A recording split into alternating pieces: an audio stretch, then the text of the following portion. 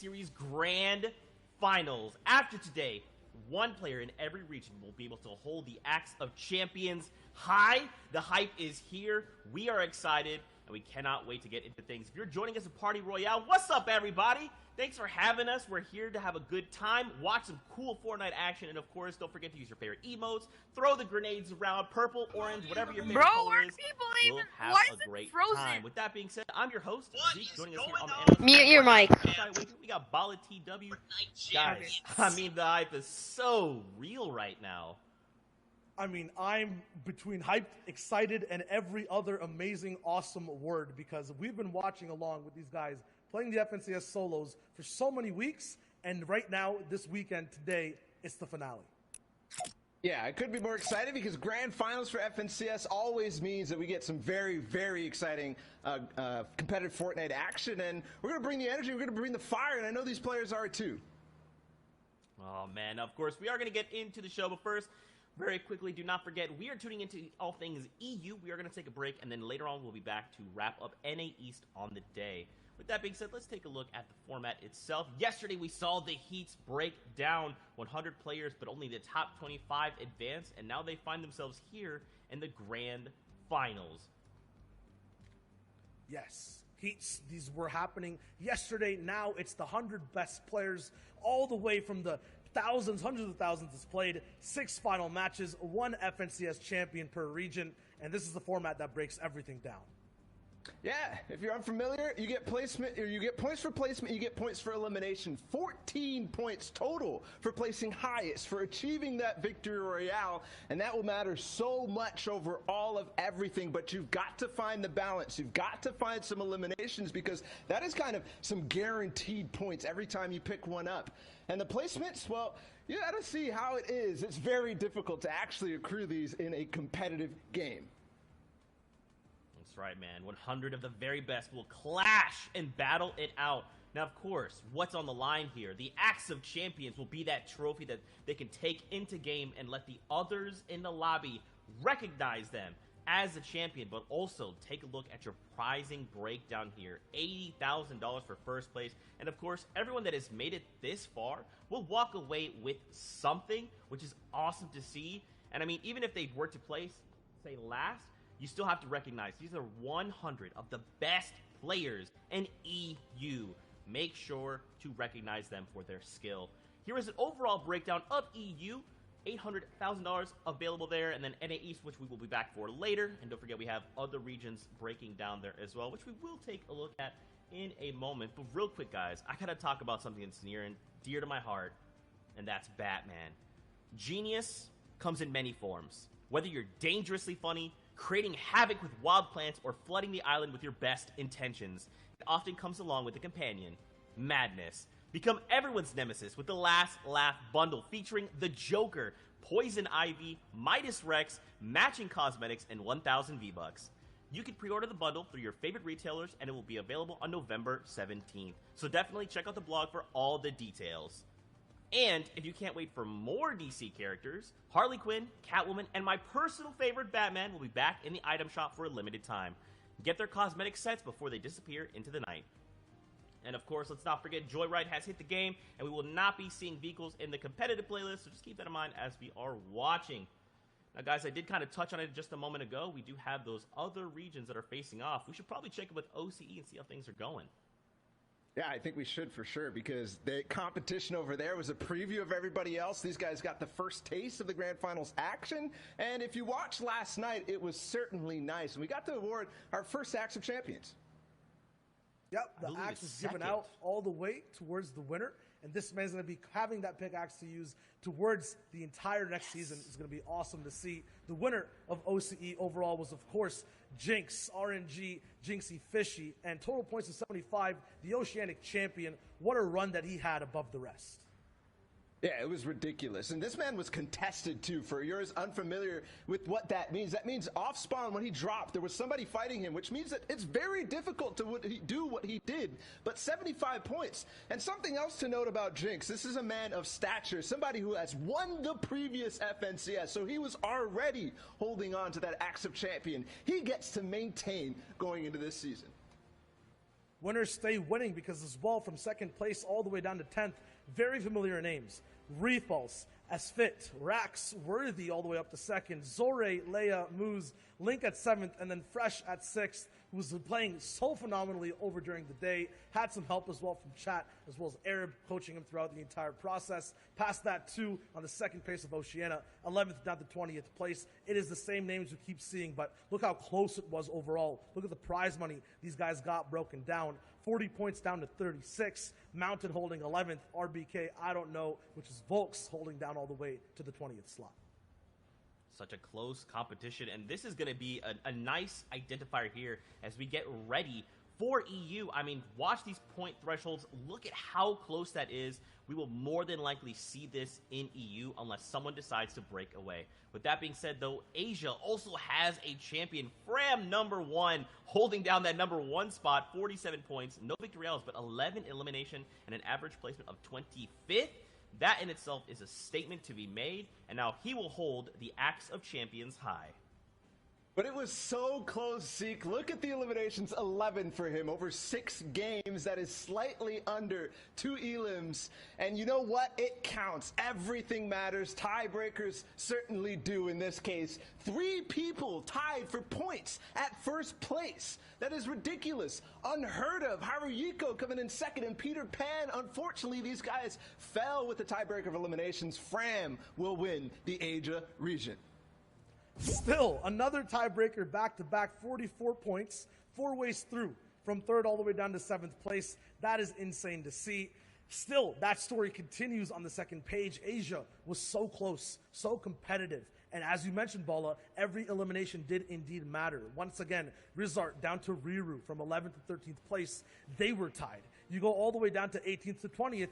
Wildhawk, Bob, these guys were tied too, and it was their individual performance every game that stood out. So remember, every single game we watched today, every single play matters the most. That's right, man. And this is something we're going to talk about for the whole time, right? Is every interaction matters. Every time 2 people square up, one of them will be eliminated, while the other is allowed to continue moving and continue earning those points, while the other that lost has to wait. They have to reset and come back into the game with a fresh mindset and hope to earn more points. And these guys have been doing it all weekend long since Friday. They've been playing in these set lobbies, these very difficult games, and for some of them, they're done. They've already played it through, but for others, regions that we're looking forward to, EU up next, and these guys have such a competitive field. Look at the first list of qualified players, and that is just 1/5. And they've gone through so many different hurdles. We had 4 heats in total, top 25s qualifying from each and every one, down to the final 100 players. These guys are at the top of their game, and they're going to be playing against other people who are used to winning. On this page alone, I'm looking at Scouts, Kezix, Seventor, Mongrel, big, insane, legendary names looking to get another title under their belt. Reason was on that page too, the player who won Heat 4 against people like Letwick. Flois came out of Heat 1 with a dominant performance. We're going to be looking at him to see if he can maintain a good start out of the early game. Tayson, who had the first start in Heat 2 with the back-to-back victory royales, and we've talked about the format, how much that matters. His lead was almost insurmountable after only 2 games. And whether you're watching in-game in Party Royale or anywhere online, just pick a name over here, follow it through, find a new favorite player, and follow your favorite old ones too, like Lecce, like Fasroki, XW2, who's an insane winner, winning back-to-back games through all stages of the competition. These guys are about to play some of the hardest games of their lives and are going to give us some of the best Fortnite we have ever watched. And yesterday was literally like a little taste of that, right? And we've seen these pockets of people already setting their eyes on grand finals. Today will bring some of the best Fortnite we've ever seen. I mean, there's no way of knowing. Will someone break away and hold off strong? Will people go head-to-head and kind of pull each other back? And at the very end, someone will cross the finish line. No way of knowing, guys. This will all unfold before our very eyes. Yeah, I mean, Zeke usually asks me the question, who do you think is going to win? I'm going to answer before you get to ask any one of these 100 players because they all deserve it 100% all the way up to this point. I'm serious. It's anyone's game. Every single person on all those pages for Europe are so good. And I want to add one thing to that, too, because it might be anybody's game, but also think about the fact that one player after all of this out of 100 is going to be walking away the winner, the champion. That is just mind-blowing to me. Yesterday, we got to see the top 25 move on, and we thought about which 75 would fall. Now it's the 99 that will not make the cut. Instead, though, let's take a look at a replay that has led us to this point. Yeah. If you haven't joined us on the broadcast just yet, there was 4 heats to play through, and each of those had 100 players. Top 25 moved on from every single one of them. We're watching the winner of heat number 1, and we're highlighting him because he won in a surprising fashion, coming out from behind and dueling a lot of other top players, and he did it with style, winning a game with something like 5 eliminations and then taking the lead from there and being consistent all the way through. That's why Advise is certainly somebody to pay attention to. Yeah, the name to remember is Wave Advise, especially anyone having Wave in front of their names. But just look at the way he broke down every game. It wasn't something under control for him at all times. It was always back against the wall, but always found a way through to win every single time. And he was dueling against players like Clement, who are going to be here today. But moving on into Heat 2, if you missed that one, this was electric. This was fantastic. We already talked about Tayson's back-to-back, but he did it again with style, too. That's why we have to keep an eye on him going into this. And there's some interesting things about him. We saw a sneak peek about that land.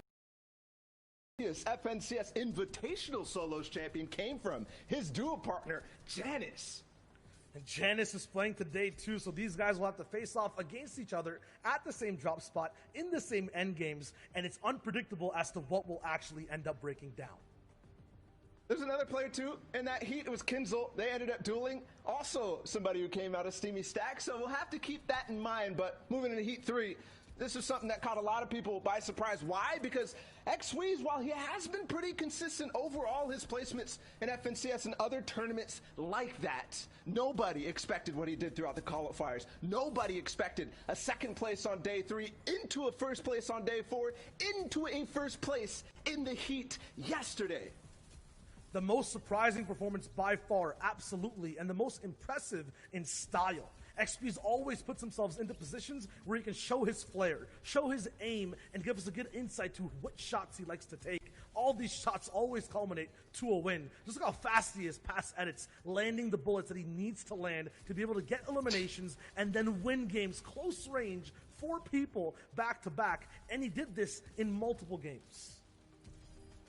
And that's not all. While Xweez might have dominated his heats, there's still one more. To find the last 25 players, we had to go through one of the most difficult ones overall. There was players like Mongrel in the next heat. There was players like Reason, and those two have been going back-to-back against each other for quite some time, starting from the day 1 3 weeks ago. But Reason showed up again, and even though they dueled and took first and second in this heat, Reason seemed to come out far and ahead, the champion of that heat. And for one reason, I think, no pun intended, the Holly Hedges uncontested drop spot. Yeah, with no one fighting you down early game, you have a huge advantage on playing the rest of your game out, going for positions, going for wins. That being said, though, Reason and Mongrel are going to be able to battle it out once again here today in these grand finals, and it's the final round for these guys to wrap up their story. And the important thing to note from Reason, he did win back-to-back in heat number 4 yesterday against players like Letwick, who had even Kit Shockwave Launcher to try to put him down. He does not care and will go for the biggest streak of 2 back-to-back games in terms of eliminations and wins. So that total amount of points, ridiculous from Reason. We'll have to see if he's in form today. That's the biggest question across the board, right? Who is in form? A lot of these players, they already know the field. They've already scouted each other out, and just like we've done our research, they have too. Now the question is, who will hold strong and who will walk away the champion? With that being said, guys, it is time to get into the first game of the day here in EU. So let's get ready to toss it over to our casters. We've got Clay Staling and Sundown to take us through all the action. Gentlemen, over to you. Ladies and gentlemen, boys and girls, Jonesies, Bonesies, he's, she's, theys, and thems, welcome to the first game of the FNCS Grand Finals in EU, and I hope you got your popcorn ready, whether it's literally or the emote in Party Royale, because this game is about to be a blast. I am ready for seeing all the action unfold. I hope everybody's got their favorite emote out, whether it be take a seat, whether they're with their glow sticks out raving. I'm ready. I know you're ready, Sundown. It's going to be amazing. Enough from us. Let's take us into game number 1. The analyst desk set it up so well. Shout outs to Zeke, Bala, and Showager. But now we're into match number 1. This is it. 6 games to decide who will walk away with that Axe of Champions. Who will be the top player in arguably the most competitive region in Fortnite. It does have the most participants, and there's $800,000 up for grabs here. And here's the initial drop spot. And it looks like everyone's sticking true to where they planned on dropping. We have 3 players in Steamy. We've got, I think, only 1 or 2 players there in Caddy Corner, the 4 in Lazy Lake that we've seen time and time and again from Europe. And, of course, we've got Rezon and Holly Hedges, and it seems like he may be alone. And one of the best comments I think I saw coming out is, wow, everyone is really scared of Rezon. And if you look at some of those early game drop spots, both in heats and I'm assuming now in the grand finals, everyone stays really far away from him. And you can see that in the bottom right-hand corner on the map. Not a single triangle remotely close to him representing another player. That's because he's done such a good job over the course of the entirety of this tournament to stake out the claim, and then also getting a nice little elite chest right there, granting him the legendary burst AR, and he's set to go now. He can begin his rotation and head to center zone. He has those 6 crash pads, which we've seen him execute on so well, and he's basically set to now just farm the materials he needs and transition into the mid game. However, we've seen him go aggressive time and time again with this similar loadout, as now we swing on over. And you saw how careful he was being. He wasn't taking a chance looting that chest. He didn't want anything to go wrong in game number 1, because that sets the pace of your games going forward. Whether you get out to a head start or whether you have to climb your way back from an unfortunate off-spawn elimination. However, Hen, on the other side of it, does have players nearby. Loadout not as great as what we just saw on Rezon, but someone that also did very well in the qualifiers. Came out, I believe, we got a 2nd place there in one of the days. He's got that Cyber Rivals territory, and he's looking. He's peppered up. He's looking for an elimination. I think he's going to be able to catch this play off guard. Snipe going to come through. He's going to wait, and he does. Ardent's going to go down. Elimination comes over for him. Brilliantly done there by Hen to set up that ambush on the side. We've talked about it time and time again, how you need to be careful, but in the early game in particular, it's so hard to really know where your opponents are, keeping track of them. If somebody does get that first shot down and you're not able to react, it can be game ending. And going out there in 96 is so hard, a 0-point game, and now you have to sit back and watch everyone else have fun while you're sitting there waiting for the next game. As now we hop on board, and Candy, who's going to be in the exact same situation as Milan, turns that one around. And someone who's really been playing a lot better as of late, Clay. He has indeed, and I believe we have 2 Milans here in this grand final. So we've got a Loft Milan and Normal Milan, but both of them have been playing very, very well and have consistently been making it into that top 25. It seems like almost every single qualifier. So it's really good to see consistency being rewarded, especially with the way the format is. The format rewards those high-placing, high-consistent games. So if you're able to get to top 15, top 25, top 10 every single game, you're going to start to make your way to the top of the leaderboard.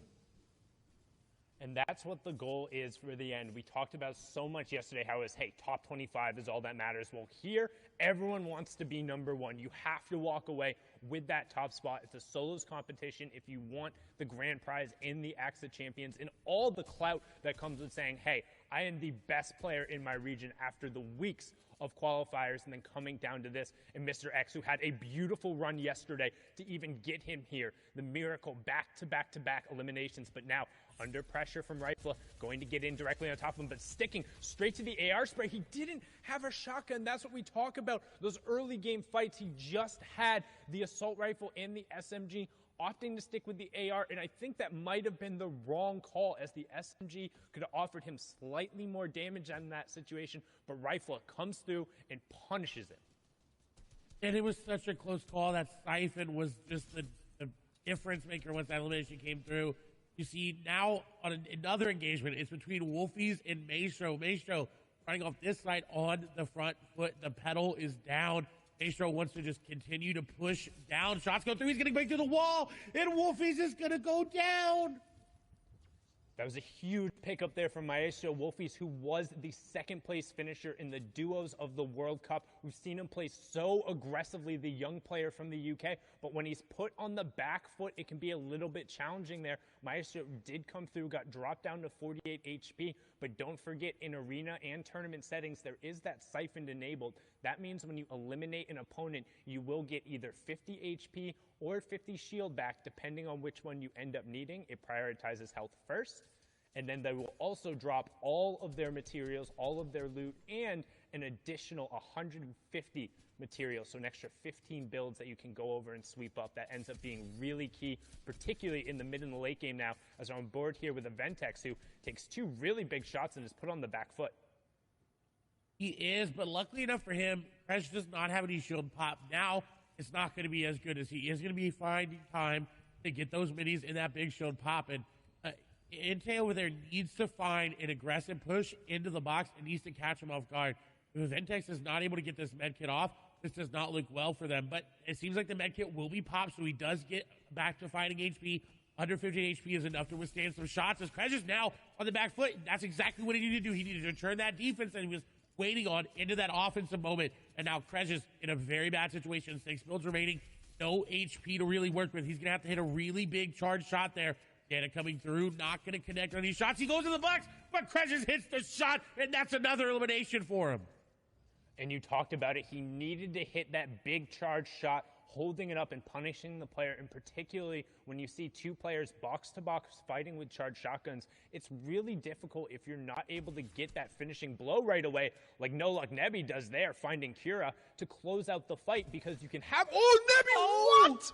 Don't even forget my point there. Nebby showing the power of the hunting rifle, showing up, catching 2 players on the outside. However, look in the bottom right-hand corner. A 3rd player is now rotating by. So can Nebby get all of these resources and get out without getting engaged on? But those are 2 monstrous shots. He's got to feel confident there, and definitely not living up to his name. Plenty of luck going on.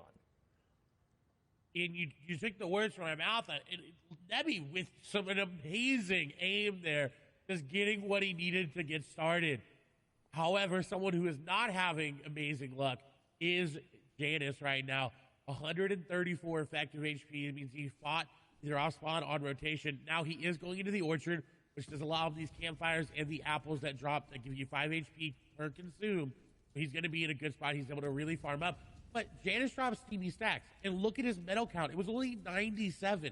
A man of Steamy with only 97 metal is not what he's used to, and this is definitely impacting his game plan.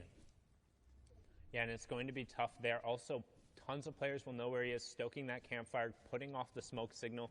You can see him, those apples dropping, but instead opting to burn the extra wood. Good trade-off there and good awareness of where he was on the map. However, you do see Spen is lurking and trying to catch out the FNCS Invitational winner here. Janus over on the side, and he does. He gets him real quick. That's the problem. Again, we talk about it, the hunting rifle on the side. If you're not ready for it, it can be a game ender right there. You get caught out farming. And honestly, I think that's a little bit on Janus there. You don't want to be on the edge of the zone and caught gaining materials. Like, yes, you did just get in. You can feel safe. You're back up at that 100 health, 100 shield threshold. But you have to know other players are rotating from that side and going to be behind you. And Spen is actually going to get harassed there as he tries to rotate out. We're going to hop on over to a 3-way fight going on over here. Oh, and now already down to just 2 players. Controller getting into the boxes and getting the shots, picking up 2 eliminations back to back.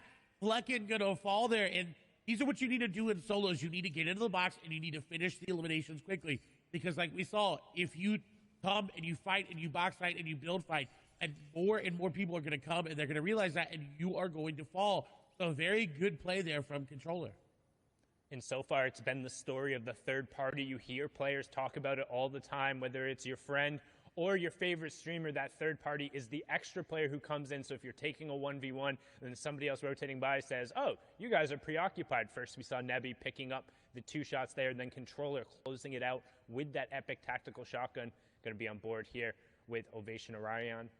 We've seen him pull off a number of plays, but again, really good at kind of those ambush-style tactics, as you can see here, trying to set up a little bit on this player who's rotating in front of him. You can see the map in the bottom right-hand corner. That is the next storm zone revealed, so you can see we're pulling a little bit central. We're just kind of south of the authority, or just over the authority, with a little bit of a southwestern side there. So most of the players will have time. The Slurpy Swamp players will have tons of priority, and Storm Surge has just turned on, which is something you might not be familiar with if you're watching there. So Storm Surge is actually on in every game, but is only activated when you're above a certain number of players left. That number of players for the third zone is 70. So with 83 players currently left, 13 will be impacted. What it does is those who haven't done enough damage to the opposing players will then take 25 damage every 10 seconds. It's to try and encourage a little bit of active play, which we see here from Orion taking out Queasy, who's going to be queasy about that, just being game-ended right there before the rotation occurs, not picking up any points in that match. And what a smart play. He went in different angles and didn't just crash pad off the top, because he knew Queasy would have been expecting that, and found an angle, got in the box, got the elimination. That also, with Storm Surge, it causes people to make plays like that. Arion may have decided that, you know what, a couple tags were good, I'm good to go, move on. He's put him pretty high up in the Storm Surge, but he didn't want to take the chance. He wanted to make sure he was above at least 100 damage on the threshold. So he decided, I got to go in, I got to get in the box, because when Storm Surge starts hitting you, nobody's going to let you shoot them. No one's going to let you even look at them. They're going to be sitting in their boxes. They're going to sit there and wait and not even open windows, not even make any movements, because they know, hey, that guy's getting hit by a big purple lightning bolt. We can't attack him. Well, all of a sudden, Phoenix is actually going in, but maybe a little bit of a misplace, he gets eliminated. Gets punished right away, and Tigwe has everything you could possibly want for a box fight there. I mean, just look at the loadout, having the epic tactical shotgun, the epic burst AR, crash pads, plenty of shields. So Phoenix might have felt a little pressure to go in and create some space, but Tigwe punishing very succinctly there, as now we swing on board. Milan, Seventor, Kiko, and Anas all directly on top of each other. They become legends. Anas has played incredibly well. Clement also joining in on the party, and this is what we talk about, that Storm Surge. All the players who below, Anas being one of them, are going to be forced to find tags. That damage is going to start coming through. He's going to need to convert on it, and he converts brilliantly there, picking up Supremacy's Clement in number 1 elimination, and also closing in on that first placement threshold, Clay. It was such a beautiful play by Anas, because he knew Clement had that bush. He said, you know what, he's going to go for the pickaxe. I'm just going to go ahead and edit that wall out so he can get the initial shot, and that got him the elimination. That initial shot there gave him the damage just to follow up with another tack shot. And with that rare tactical shotgun, it does a lot of damage if you're able to hit all the pellets, and that's exactly what he did. Now, on his way, he got the pepper placement threshold, just came through as well, and now he's moving in. He's got a very great loadout to secure himself a very good placement here, and we know Anas is very, very capable, like you talked about, and he's already stalking another player. He's looking to take down AX Controller. Yeah, and that's Controller 007 from the FNCS Invitational. We saw him have a number of really solid performances. Still need 3 players to go down from that Storm Surge special, but Anas just trying to kind of follow in this rotation path, get as close to center of zone. So if you're kind of new to watching competitive Fortnite, joining for the first time in Party Royale or Twitch or YouTube or Twitter or watchfortnite.com, what do you care about as you're watching this game as Anas will take it down, or what are you looking for? Mongrel and Thomas HD also picking up eliminations to put us below the Storm Surge threshold. The first thing is whether or not people are picking up eliminations. You can see that to the right of the player's name, that's right next to kind of the little mark there. And that will represent 1 point every single time as they go through. Additionally, you're worried about them picking up placement points. In this format, the first one occurs after 25 players have gone down, then the next one occurs after 50 players have gone down, then it's every 10 and 5 players. So when somebody ends up falling in 41st or 31st or 26th, that's a huge changeover. But now, during the middle part of the game, as everyone's rotating through, what they're looking to do is establish space for themselves, make sure they're safe, and then find tags so they're not threatened by that Storm Surge that we were talking about ahead of time. As now we hop on board here with MCS like Squeezy, who has placed top 25 in 78% of his games this FNCS, best in the EU, and that's something to contrast with the fact that he also plays really aggressive in the early and the mid game. If he gets caught out and he's able to convert, he's had some of the highest elimination totals throughout the entirety of the FNCS, Clay. And I was going to say, I'm surprised he's not going into this player's box that's literally just fishing in front of them. Someone else tried it, and he's waiting. You can tell he wants to get into this box. As soon as he sees that player start to make moves into the other box, or maybe he finds out exactly where they are, he wants to go in. But he's got Letwick right above him, so you can tell he's being a little bit more cautious this time around. In the heat and the qualifiers, he knew he had a little bit of leeway after that great performance that he had. He was able to play a little bit more aggressive and still get top 25, which is insanely impressive. Now, the biggest impact of the game right now is going to be this Kit Shockwave launcher in Thomas HD's inventory. He's already got the elimination because of it. He's also already near the next zone. He doesn't have to rotate very far, which is really good for him because he only has 94 materials.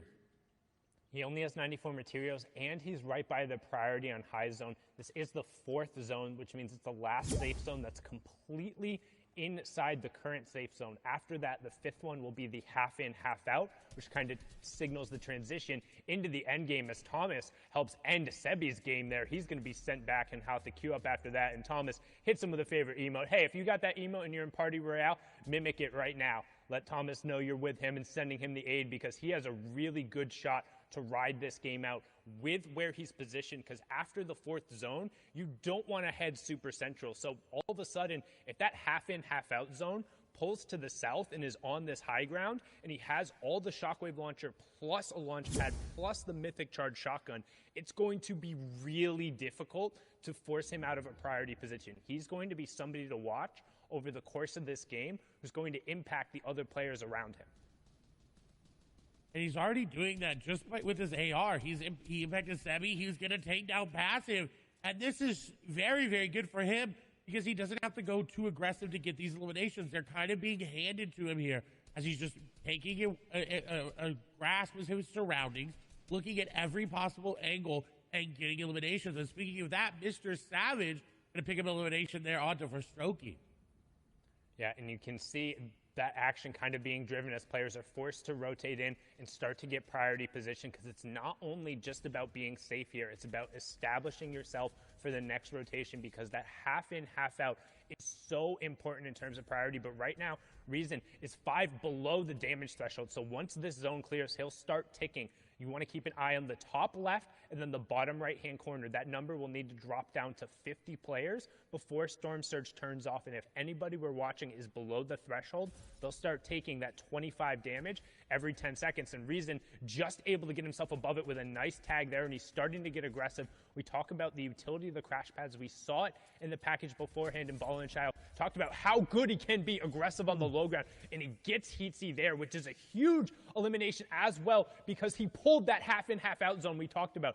Everyone who banked on it being up on the high ground saying, hey, if it pulls up here, I can win the game. Well, they were wrong. It pulled away from them, and they'll be the ones who have to rotate as we hit top 50, meaning Storm Surge turns off, second round of placement points goes through, and everyone is going to be rotating now. And you saw Savage just waiting with that edit open. He was looking for any possible angle to pick up an elimination.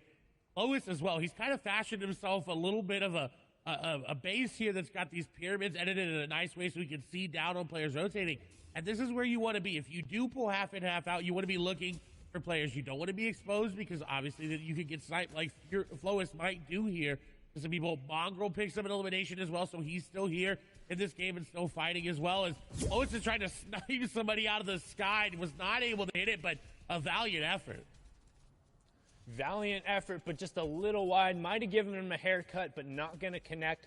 No Storm Surge tags in play there as we see Kami pick up a huge elim. Flois trying to get involved here, finds the first tack shot, gets the second onto Vadil, who had picked up Savage. So Savage, again, going down early, only picking up an elim and the 2 placement thresholds. 3 points for him there. As we continue through, you can see Flois and Scrib still in.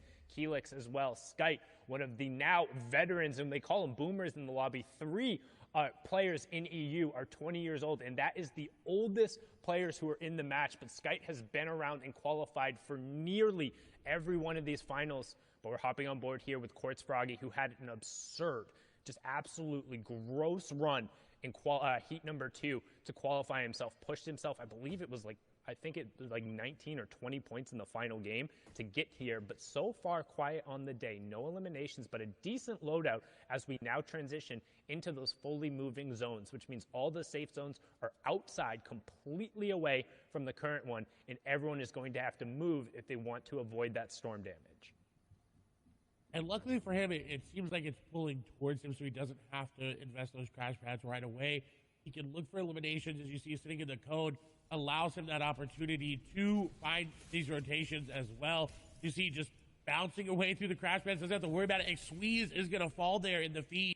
That's an important one to note there because we talked about it. We hyped him up, falling down before that 40th placement threshold as well. He's not going to end on a lot of points. The question is, how many points can Froggy end up on? How many points can the rest of the lobby end up on as this game continues to go on? We see Kiriachi, we see Mongrel, we see Letwick there in your screen as well. And Froggy looks to have taken high ground with that. The shots go through. He's going to get that player down in low HP. It's Cammy going down. What a huge pickup there by Froggy, but he's not done yet. There's another player on the other side. So he does disengage, so he does have mats to build around with and to just drop down layers if he wants to. It seems he's content on focusing around high ground.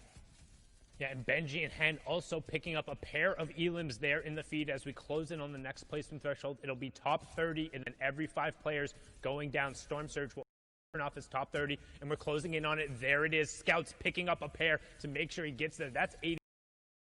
Yesterday going down. Thomas also goes down, and then Become Legends Rifle picks up Benji Fishy. Deceptos ends up getting Skite as well going down there. Lecce picking up Styler, but we're still on board here with Quartz Froggy, and we saw how much work he can do on the mid-ground tarp here, and he's continuing to run through with that charge shotgun, picks up Scouts as well, and we're in through another placement threshold. So this is what happens as we start getting in the moving circles. All the action for us, so keep an eye. Flois all the way up on the high ground. Kiko has priority on the low ground, and then everyone else is the tarp in between. But Hen and Reason are still up on the mid-tarp. I think Flois was able to pick up that shockwave launcher from what it looked like. He may have used the crash pad to take it, but Mongrel, I believe, going to fall there on the backside. Rezon still in this game, getting eliminations. Hid, thing on 4. Crash pad will come out here for Hid. He does have a lot of materials left. Carrot picking up 3 eliminations there on the backside. As shots come through onto Hid, he is going to be able to block it off, and the capitalization there on the Snazy will be good as he realized already losing HP. Kensel going to take down a player there as well. Anas going to fall. Lois does have what it seems like a crash pad to maintain high ground, but Bad Sniper coming up. Decepto's coming up as well. Everybody is coming up for high ground. Rezon just trying to make it through. And everyone pushing for the high ground right now, but not necessarily paying attention to what's going down the low ground where people are cleaning up on eliminations. You have Flois in your top right, Froggy in your bottom right, everyone else on the wide. You can see Flois is up on that ultimate high ground. Deceptos and Hen down on that low ground with Reason just above them.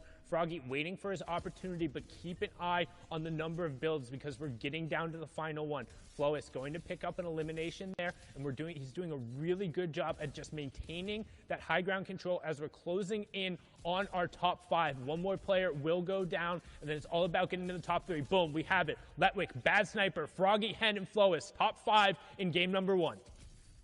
And Flois looking to close it out 4 eliminations, but Froggy down below, you cannot count him out yet. He is right there. If he takes down Flois from below, that'll be so huge for him because he will get that shockwave launcher, get that mat refresh. Letwick's very, very low. More than likely going to be edited down. The shots come through, but no, Flois going to be one to take him down. Froggy gets down Hid. In the meantime, 1v1, Froggy versus Flois. The shockwave launcher up above. Froggy trying to dodge him. Flois sending him down. He's trying to, but he's running out of mats. 15 mils remaining, and Froggy does not look like he's stopping anytime soon. Going out in the zone, taking some damage. Going to shockwave himself down. Little Mitro classic. Shotgun does come through. The shockwave is going to send him flying. Shots come through. Flois is going to get the beam, and he takes down Froggy for the victory royale.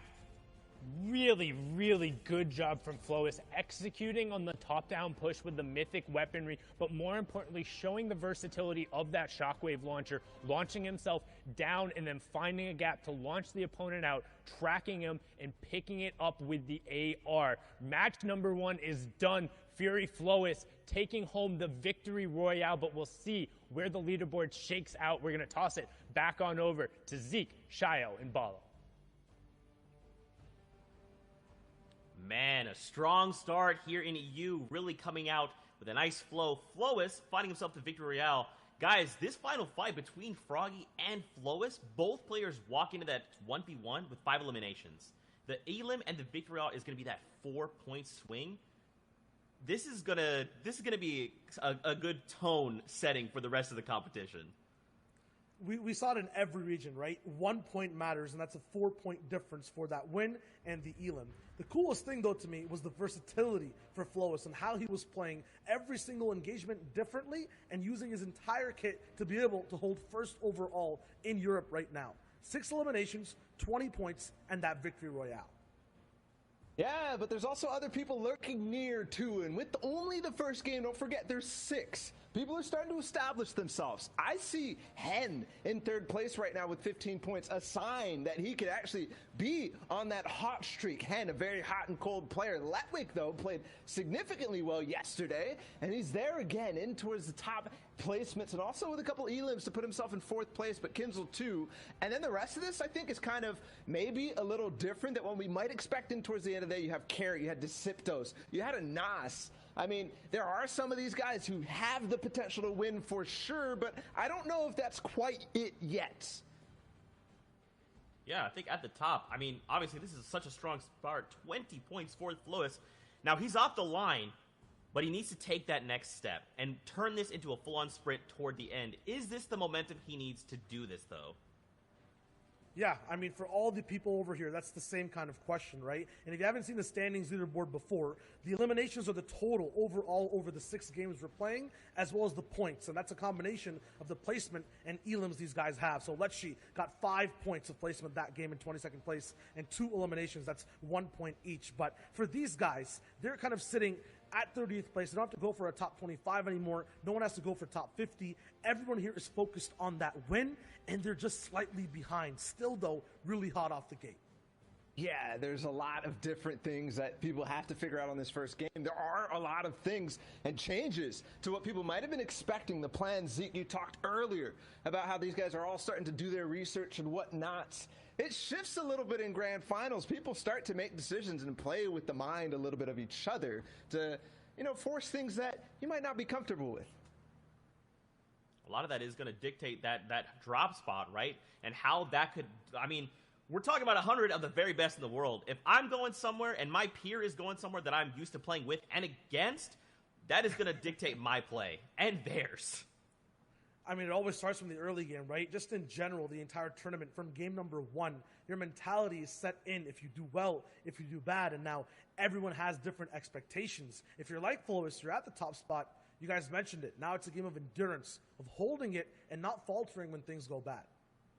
And in the grand finals, we have seen tournament after tournament. Being uncontested increases your chances of winning tournaments by tenfold, if not more than that. Mm-hmm. So being uncontested means you have nobody landing with you. You might be familiar with landing in a hot spot. You don't want to be doing that in grand finals or in set lobbies at all.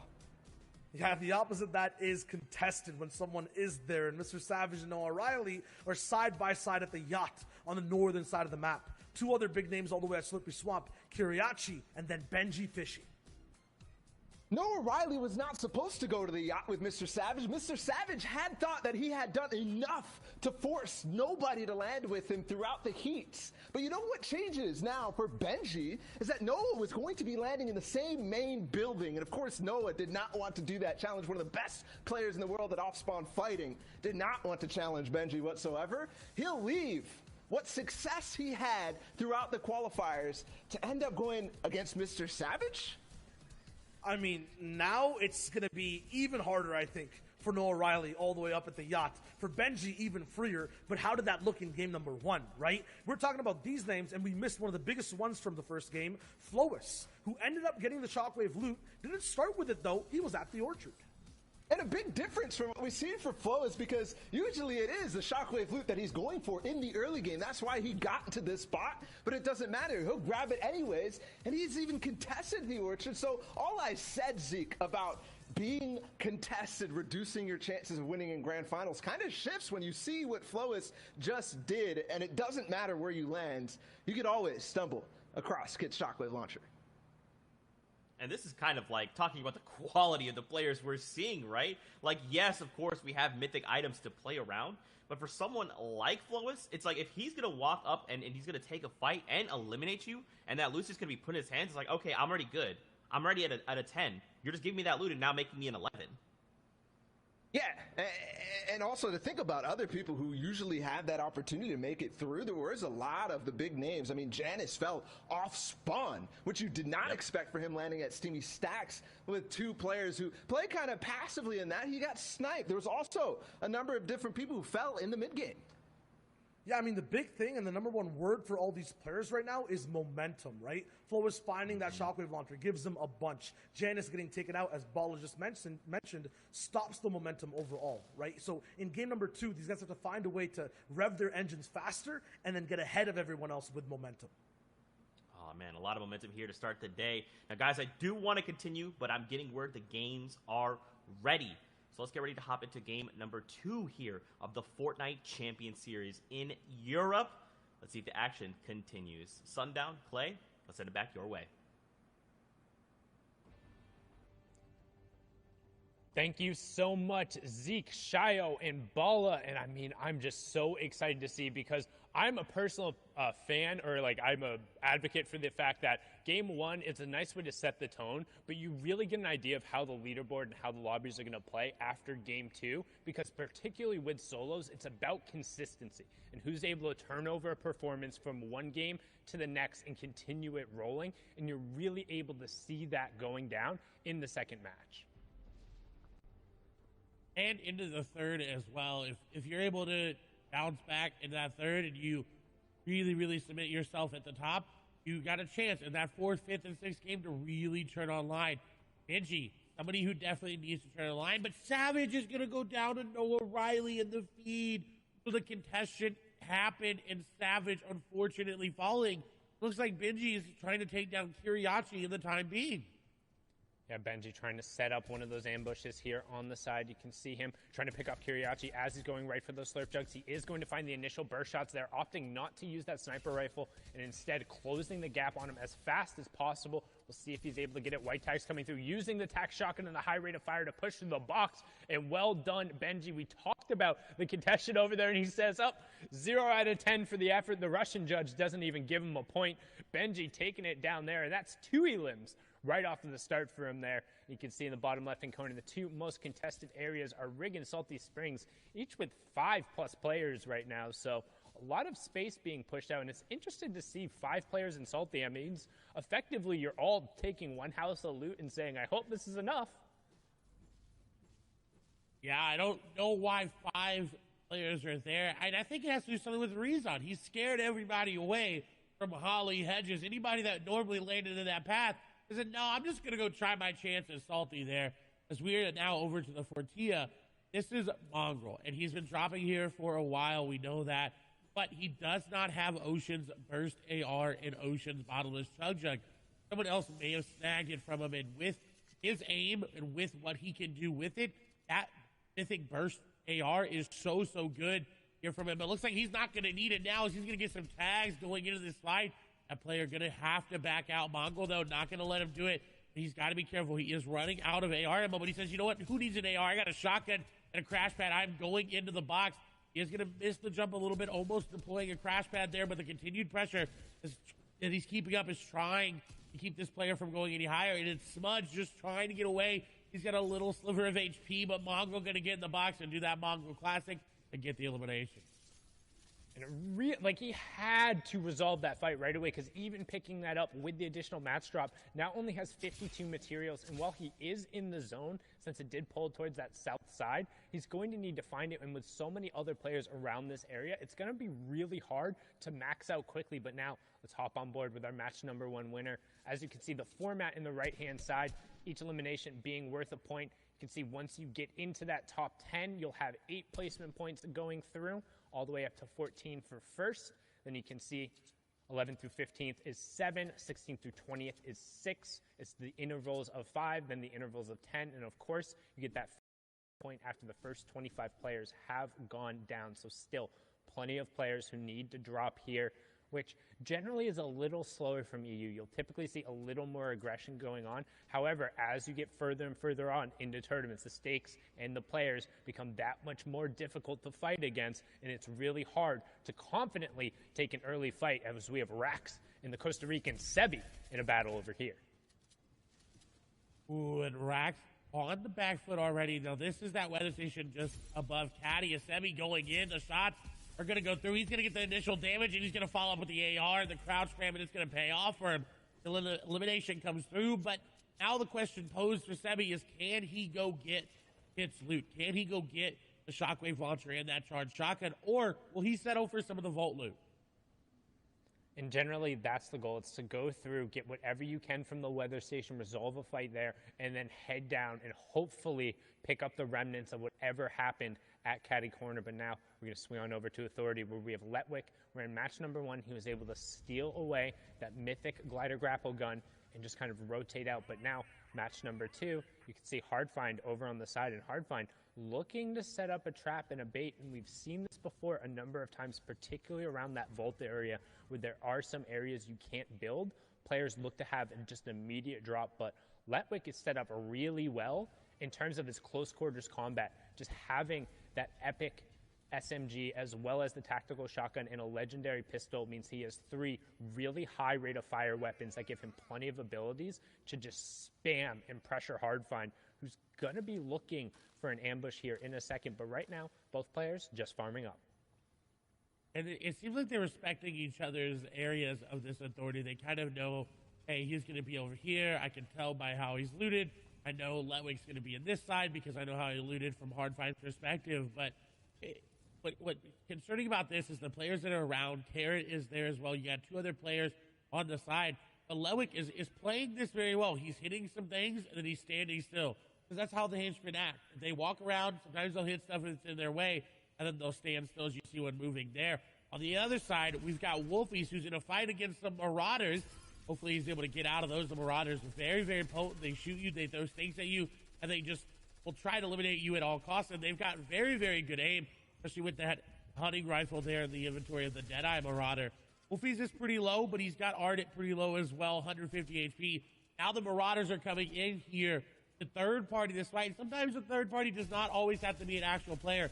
It can be the AI. This is really good for Wolfies. He's allowing the Marauders to go after this player and go after him for him and get the initial damage. But if he goes in, he's got to be careful. He can't look to go in right away with all these Marauders around. If he doesn't do any damage to him, they're going to be very, very, very hard to build through and walk through. As you see, the builds are going to get broken. This is bad for Wolfies. He needs to get rid of the Marauders. His shots are coming in, down to 11 HP. He's only got 2 builds remaining. Launchpad placed. He can't build anymore. Got a player right there in front of him. Sniper shot going to come out, and it does. But he goes down to a Marauder. Vato getting picked off there, but the Marauders catching Wolfies out. No builds, no natural cover nearby.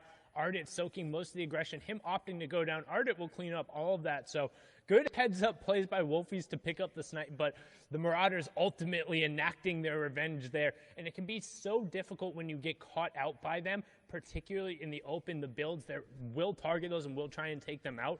You're definitely able to kind of ditch them and get rid of aggro when you're around some of the more natural cover on the map, those houses, the bridges, and the stuff that are nearby. But Vato not going to be happy about that, was trying to get a little bit of a third-party tag there, and Wolfie's punishing him right before he goes down. He says, hey, if I'm going down, you're coming down with me, and will also deny a key elimination point that could have gone over to Ardent. So ultimately, he's going to be upset his game is over, but at least he was able to pick up a little bit. Is now back on board here with Flois, and as we can see, he's used to fast starts, placing first with 5 elims in game 1 of Heats as well. So let's see if he can turn this confidence into something more, as he is over on the northeast side of the zone with plenty of players around him. However, he has priority on the rotation, but not a ton of materials to really do it. You don't want to be forced to burn those metal and the brick here. We refer to those as the hard materials, because once they get built up, they provide that much more defense for you. However, just they're so much harder to get naturally as you move through the map that Flo is finding Cammy there, and you can see immediately he's going to head over there because he's like, hey, I need those mats. I need those refreshers. When we talk about refresher in the term, this is it, because that's going to be refreshing for him. What a shot and a heads-up play by Flois. He desperately needed that, as well as his ammo was pretty low, too. Only 74 AR. That's not enough going into an end-game competitive Fortnite game. You definitely want to have a little bit more like Noah Riley here. Again, picked off Mr. Savage and now has the loot to show for it. The yacht coming in clutch with this loot. He's got this player down, though, with those tags. But the big shield going to be popped there. Now Noah has to be careful. He wants to go aggressive. His instinct is to push in with that crash pad and get the aggressive play. But that player back up to full HP. He's got to be careful. Shots go through the edit. Not going to connect on the shots there. Noah over the top. Shots come through. A 71 tag there for Noah. And now he's going in. Crash pad in. It doesn't matter, though. The crash pad is actually going to send him away. He's got to keep the pressure up to keep this player from popping any shields. And he's got the player back and forth, up and down, up and down. He's got the crash pad. He's going in. Shots are going to come through. The player puts the stare over the top of his head. And another good tag there. But Noah's not able to find him. Noah's not able to finish him off. This player continuously layer changing, going up and down in between the builds. And Hydro was just trying to run for their life. Hydro trying to put as much distance as possible. And unfortunately going to go down there. Good job for Noah Riley on the chase. We talk about how important it is to resolve fights, particularly because you don't want that opponent burning those resources, because when you do take them down, they'll drop them there and you want to get as much as possible. You can see Noah picking up all of the minis there. He's back up to 6. Good job. Still has 4 crash pads. And one thing you'll note in particular when you're looking at these mid-game fights and what you should be keeping an eye on. Anytime a player has crash pads, that will enable them to push into boxes. You've seen it in 2 different ways, both from the top down, where they throw it against one of those cones because it lets them fall in. And then a perfect example, thank you, Ross Orange, for showing it right there, winning the fight against Hardfind very closely with 6 HP. That's the horizontal crash pad, where you line yourself up on the corner of the walls, you throw it against that corner, and it'll end up landing right behind you, and it pushes you forward into the box, but it won't affect the other player. So it allows you to line up your shot ahead of time, and most times it'll also put you behind them, so they're not able to play defensively, as Orange trying to play defensively here, but Bafo just comes in and says, hey, you didn't have enough time to reset and get your shields up. I will take all that loot. Thank you very much. And that's the dangers of taking a mid-game fight, is that if you take any damage, you're going to get third-party. Players are going to recognize that shield crack sound, and they're going to move in. But on the other hand, look at Ledwig. He took that fight, got out, and now is on the move. But Carrot is setting up an ambush, and the shots coming through. Ledwig has been cracked. Look at the box separation that he just did there from Carrot. Going to tie him time to pass him, and he's the stair over the top is not his. He does get a nice layer change coming out and above, but he doesn't have enough time to pop the big shield.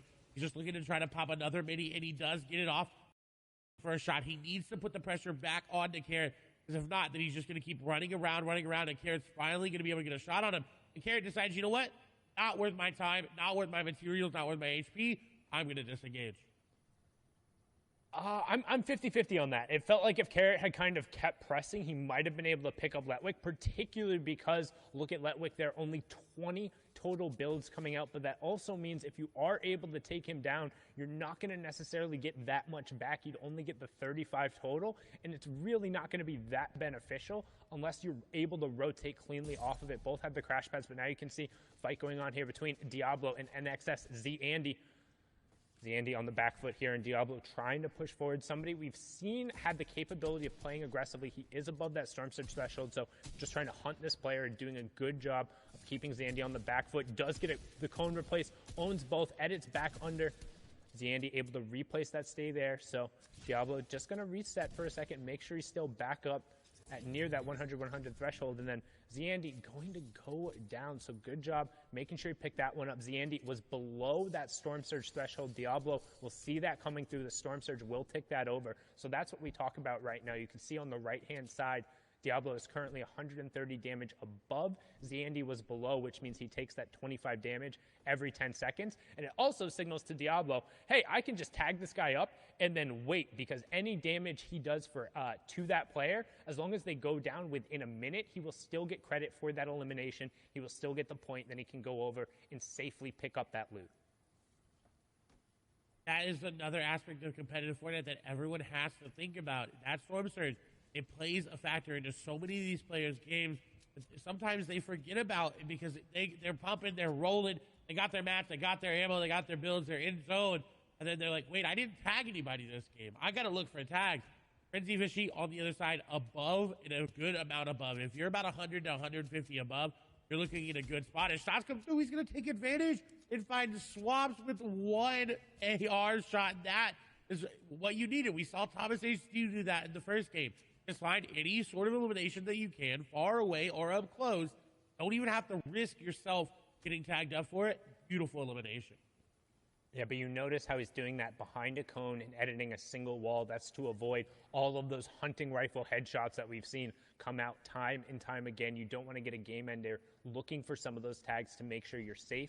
But that being said, when we talk about tags and going through, that's generally meaning you're looking for long-range shots, not with the intention of actually trying to eliminate the opponent, but just doing some damage so you're not threatened by the Storm Surge, as Flois ends Froggy and puts a prime example of why you need a cone in a window and to limit the number of angles you have, because so many of these top-level players will be carrying those weapons, particularly in EU, that is known for their snipes and hitting their shots. Well done from the game number 1 winner, who's continuing to roll with the momentum here. Boxed up next to Ardit, passive over the side, as we're transitioning now into that mid-game kind of territory as players are starting to get closer and looking for priority in terms of zone number 4. What an elimination. He needed it too. He only had 2 hunting rifle shots. That first shot needed to hit. He didn't really have a chance to follow up if it didn't. Very heads-up play by Flois. First place, taking down second place. That's pretty good for your mentality. Even if he goes down here and be like, hey, I took out my competition, so I know I'm pretty secure there. But we're still pretty early on into the games, so you can't really do much with it. And it's important to note when they stress during the top of show how every single interaction matters. Right there, Flois eliminating his direct competition right now, the player who is closest to him, who's able to pressure up. That means if he's able to build up a lead now, it's going to be that much more substantial, because effectively he's eliminated one of the players who can threaten him the most. And now we're on board here with ADN. We saw him have an amazing run yesterday, pushing in. Right there, you can see the Dorito edit being taken down, and that's such a good push. Fastroki was looking to set up a crash pad there with that edited cone in his box, but ADN dropped in and then occupied the space, stuck to the AR, and then just used the weapon to close it out. Well done getting a key pick there in a mid-circle. And he desperately needed his match. Were not looking good. Still are not looking good as well. So he's going to have to find another impact elimination along the way, as we're on board here with Ardit. Again, mats are not looking good. Now, there is a player's loot there in front of him that he more likely got the elim from. He's not actually prioritizing picking it up right now. It seems like he's just looking to build and then go for the loot. Mr. X is nearby. Benji's nearby as well. Hardest in an awkward spot. We've got Scram in this game here as well. Handy, passive, slick. A lot of players still alive. 61. When we talk about Storm Surge, this is a threshold where it's 50. 11 players need to go down. Darda makes a heads-up play to get a box, and Crash Pad's going to come through, but that's bad for him. Unless he hits the shots come through, and he does. Maestro going to go down the aggressive play, not going to be rewarded, and Ardit will be rewarded for his passiveness. Yeah, and you can see the reason why so many players are fighting right now, both that Storm Surge and trying to get priority. We talk about 4th zone. Look in the bottom right-hand corner. Everyone is looking to box up and stake their claim on as much real estate as possible for when that half-in, half-out reveals. You don't want to be sharing a spot next to somebody as you go to rotate, and they're looking to clear out the players nearby as Ardit picks up Flois there. So 1 and 2 are down. That's going to open up the leaderboard. Tons of players will have an opportunity to charge up. Eyes are now on Hen and whether or not he can kind of extend his lead out there, as Ardit also picks up Lechi. Mongrel getting scout there in a brilliant job, because he's now cleared out all the players on this tarp. In that next, the half-in, half-out, the one before moving, is pulling directly over to this cluster of players. So Tayson, Benji, Helix, Wyzip, Mr. X will all be over there sharing the half-in, half-out with Ardit. They all have priority on everyone else who's rotating into the zone. So they're going to be fighting among themselves to make sure they're safe and not going to get ambushed, and then swap over to what Tayson's doing now and looking to catch the players, burning their rotation, burning launch pads and crash pads, trying to get into this zone. And this is very lucky for Tayson, because, again, we stressed the amount of builds in the inventory. He only had 54. That is not where you want to be for this endgame. So he has to find an elimination to get to these moving zones effectively. He does have the 6 crash pads, but when you start to use those crash pads, you start wasting those builds as you box up, and he needs to find somebody. As shots come through, he's not going to be able to beam people out of the air just yet, as we do see Nebby unfortunately falling, but he did get that top 50 placement threshold, which is what a lot of people are playing, that consistency. Hey, at least I went down inside of that. Tayson, however, is looking to get aggressive, and I believe that's on, I think this is Benji. I'm 97% sure Benji is right nearby. If Benji makes the wrong edit, he goes into a box that's not his. Tayson is going to go aggressive. You see the big shoulder's going to be popped, and it's going to come through. No, crash pad in, shots coming through, and Benji's going to go down. Tayson going to take him down. You called it. He was looking for it, waiting for Benji. He heard him trying to set up and get some space, knew he was pressured around the side. The horizontal crash pad entrance puts him behind Benji, cleans it up with the tactical shotgun, and well done. And Hen, the third place player on the leaderboard before the last game, going on the high ground right now, has priority position with Enos and Mongrel just below him. Also Floki on the same ground, but we're going to hop on over to the Become Legends player. He's been playing so well recently, cleaning up the Cash Cup on his birthday. Had a phenomenal performance yesterday to also guarantee him spot here, and he has priority on this next zone. What that means is he's the closest to where the safe zone has to go past. So as it funnels and everyone else rotates, they have to go past Hen. You do not get to past Hen, and you notice he's built so much space around him, so he can't be shot at in return. All of these shots are completely safe, so anything he's able to convert on will turn into points for him here, as another placement point does take over. Now he's not shooting through that wall. That is just one of the graphical issues with the replay. He's picking up tags, but now you can see setting up a crash pad, going to use it to go on the rotation late. And he picked up a key elimination onto Wyzip there, as we have our top 35. And it's such a key elimination because he gets Jules' glider gun, and now he's got free rotation everywhere. He could win this game based off that elimination. It was such an impact elimination, but he's being a little bit too greedy on that zone. He did get tagged up, but he's still good. Rotation coming in. We do see Safik going down, and rotation X Squeeze went down as well. So a lot of the big names are out of this game, but Hand looking to keep his stream alive and take down one player who landed right on top of him. That was a very, very heads-up elimination onto Pablo, but he's not that healthy. He has those minis in his inventory, about 126 effective HP. He needs to find another one.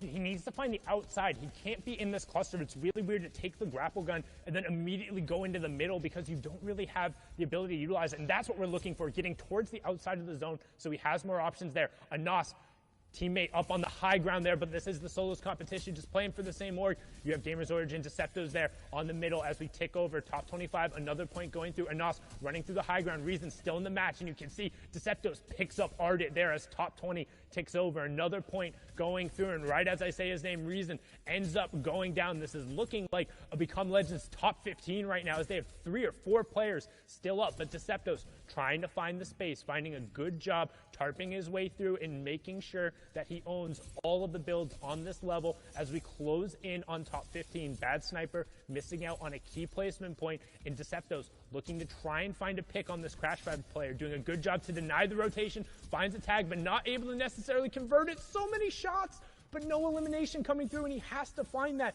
That's such a key pickup. Inside the top 15 we go. Can he chase down this player? And he finally gets it. That snipe going down, but Hen is still up, picking up Orion as we get into our top 10. Deceptos is going to have to make a play as it's going up a little bit of an incline. You see it. The old builds are there as well. Hen is going to fall. Slick going to fall in tandem. Top 10 placement points being missed out by both of them. That's a huge boost as well. Deceptos able to hold on. There's a player on the other side. Shots are coming through. He's getting the tags, and he does. Frenzy Fishy is going to go down. Deceptos needs to get out of zone, though. He is sitting and ticking. He doesn't have any floppers. He's looking to get in, and he does, but a shot comes through. Floki going to be the one to take him down, and now 2 eliminations here for Floki. The player right on top of him. He's got to be careful. Shots go through. Back into zone goes Floki. Ticking down very, very low. Now inside his zone. He's good to go, but this is looking really, really rough. He doesn't have floppers. Mr. X is going to go down. Stacy going to be the one to do it. He's still trying to be popped there. And look at Anas just Tyro whopping all the way up top. He's just walking over old builds. I don't know how many builds he's got left, but he may be able to win this just solely based on the fact that's going over old builds. And the old builds giving him priority. That moving zone, we talked about it. It just randomly pulls a distance back away, which means you can continue your rotation. And on top of having the old builds, his saving grace has the mythic loadout as well. So this is so big for him as we move into the top 5. 4 players left, but Anas has complete control over this lobby. You can see Tayson as well in the middle. Scramguard and Snazy are going to round out your top 4. Who will finish it off? Will Anas continue the run of the caddy corner loot proving it out, or can somebody from the low ground shut him down as Tayson picks up Scram Guard? So each elimination, each placement here, an additional point as Tayson ends Snazy right there. But the Shockwave Launcher comes out right away and knocks him over to the zone. And Nos does get tagged, but he's able to pop the flop in the zone and then gets the follow-up tag with 6 HP to spare. Become Legends of Nos from the high ground. 4 eliminations in the Victory Royale, taking game number 2. The flop was what he needed to pop, and he did do just that. The Victory Royale going to be nice. I think maybe able to move into first place after that game just on the number of points and the eliminations, but we're definitely going to need the analysts to break that one down, so we're going to send it right over to them here in a moment. Thank you guys so much. Great cast here in game number 2 of Europe. Anas finding the Victory Royale there. Mad props to him. Now, here's the thing, though. Tayson, another big name we're used to seeing. We keep talking about the quality of players. This is someone who is coming in strong. Ends that game in 5 eliminations. Had he picked up that BR, that 4-point swing would have actually moved him higher up the leaderboard, and we'll see that as we take a look at the standings and look at who is currently holding down that number 1 spot. Usually who ends up winning the game is always at first. That is the same story here right now. BL and Nos all the way up top. Victory Royale, 7 elims, 28 points. But what happened that game was a bunch of eliminations from top players, changing the standings from 2nd all the way to 10th. And there's BL Hen in 2nd there. Somebody definitely to keep an eye on because he placed 4th in the first game. Not necessarily the biggest boost in points this game. Other names too, Deciptos, who's the king of placing 5th place. The French legend who came out there in the Invitational starting to rise up. But then Tayson, Zeke, you mentioned him. Getting that 2nd place will boost him way up, but he could have done more. Reason still stays around the 9th place mark, but still improves at least in this game. And there, we move on over. Letwig, Scramguard, Bad Sniper, Kinzel, Mongrel, Carrot. I mean, look at all these names. Thomas HD, Floki, Frenzy Fishy. There's so much heat coming off of the grand finals right now. Every single person could walk away the victor, and especially when we're this tight, and we still have 4 games left to go, boys. Anything could still happen. There's all these guys at the top making these power moves right now. You're saying look at the names. I'm looking at the points, too. You're mentioning that it's tight. It's like a 2-point difference between everyone. They are neck and neck. Become Legend Slicks is here, too. Twain's, Ardits. Like, all these guys are playing so well, but they're playing well while others are, too. And no one can really break away. Benji, who we're used to seeing in the top 10, at 24th. And from what I'm seeing, he's having good games still. It's not enough, though, for that number 1 spot. It's kind of another kind of slow start for Benji, which I think some people are maybe starting to get a little used to. He always rises at the top, but that might be a sign that it's back to, the old Benji of Grand Finals, the one who does get good performances and is in the top 10, top 15, very solid out of 100 players, but not quite that win that he's looking for. And together, guys, we got to talk about it. More of these powerful plays coming out of these impact players, making what they need to happen, really manifesting this win right here, right now. Yeah, Grand Finals is all about power, and it comes in many different forms. We're starting off with how power struggles on early games off-spawn fights, and Noah Riley, Mr. Savage, they had a big battle down. Noah showed that he was more powerful. And it's all because Benji scares Noah into going somewhere else, but into somebody who might end up struggling because of it. Benji, though, saw a sign of weakness, and because of that, he will pounce, try to grab more space. Kiriachi looking in the background, and Benji knows, and he will hunt. This is one of the players at fighting in the early and mid game, and Benji is not scared whatsoever. Yeah, power vacuum basically here over at Slurpy Swamp, and Benji gets in the box with style, breaks through, hits a big shot, and shows his power afterwards as well. And is that show of power, is that show of confidence something that we're used to seeing out of Benji? I say yes, but it might be overconfidence as he pushes a fight against one of the best players in the world. Now we're switching over to Flois, and for him, it's a shift. Yeah, for him, he was holding power in game number 1, continues to, dropping down Froggy, who was in 2nd place on the leaderboards at the time, but holding power sometimes comes with a cost. He loses it over to Advise, and we see one of our new players who are in that 2nd place slot. Second place for Hen after a very good game number 1, and follows it up with a pretty decent game number 2, a 10th place for him, but a couple of elims to boot. And that will put him where he needs to be if he wants to grab that crown at the end of the day, the ultimate sign of power. He falls in 11th, but that's at least solid enough. Yeah, and this is where power starts for a lot of players in this game. It was Anas who ends up winning, who had Caddy Corner and the Mythic Loot as well. The Shockwave Launcher, Hits Charge Shotgun too. And he just made power become his tool in this endgame. He became Legend incarnate, literally just personifying the organization he's on and using this entire endgame as a playground, bouncing people up, shooting them down afterwards. Look at that two-piece right there. Anas looks so dynamic, and yes, we saw Flowis with the hunting rifle. We saw him with the charged shotgun last time, but for me, it was Anas's gameplay, his creativity, that really separated him from the pack and showed us his use of power. And Anas, that's kind of what we were talking about at Caddy Corner last time. We saw Thomas there for a brief moment, but this time it goes down. Kit spawns down at the gas station, and that's where Anas is lurking. He had a good game last time in 10th place, but if you want to become a legend at the end of the day, if you want to solidify yourselves among the great, immortalize yourself, you need to have games like that. And Anas and Hen, both at the top of the leaderboards, org mates, and they're standing strong. Both of these guys are definitely looking to break away. I mean, Anas is ahead of the game, 28 points, but Shy, is that going to hold? Didn't hold in game number 1 with Flowis. I feel like when Anas gets that top slot, he holds it completely, especially at Caddy Corner. So I feel like, yes, that's my call. I like it. Quick and concise. With that being said, guys, let's throw it into game number 3 here in EU of the FNCS Grand Finals. Casters, we're sending it back your way to get into the action.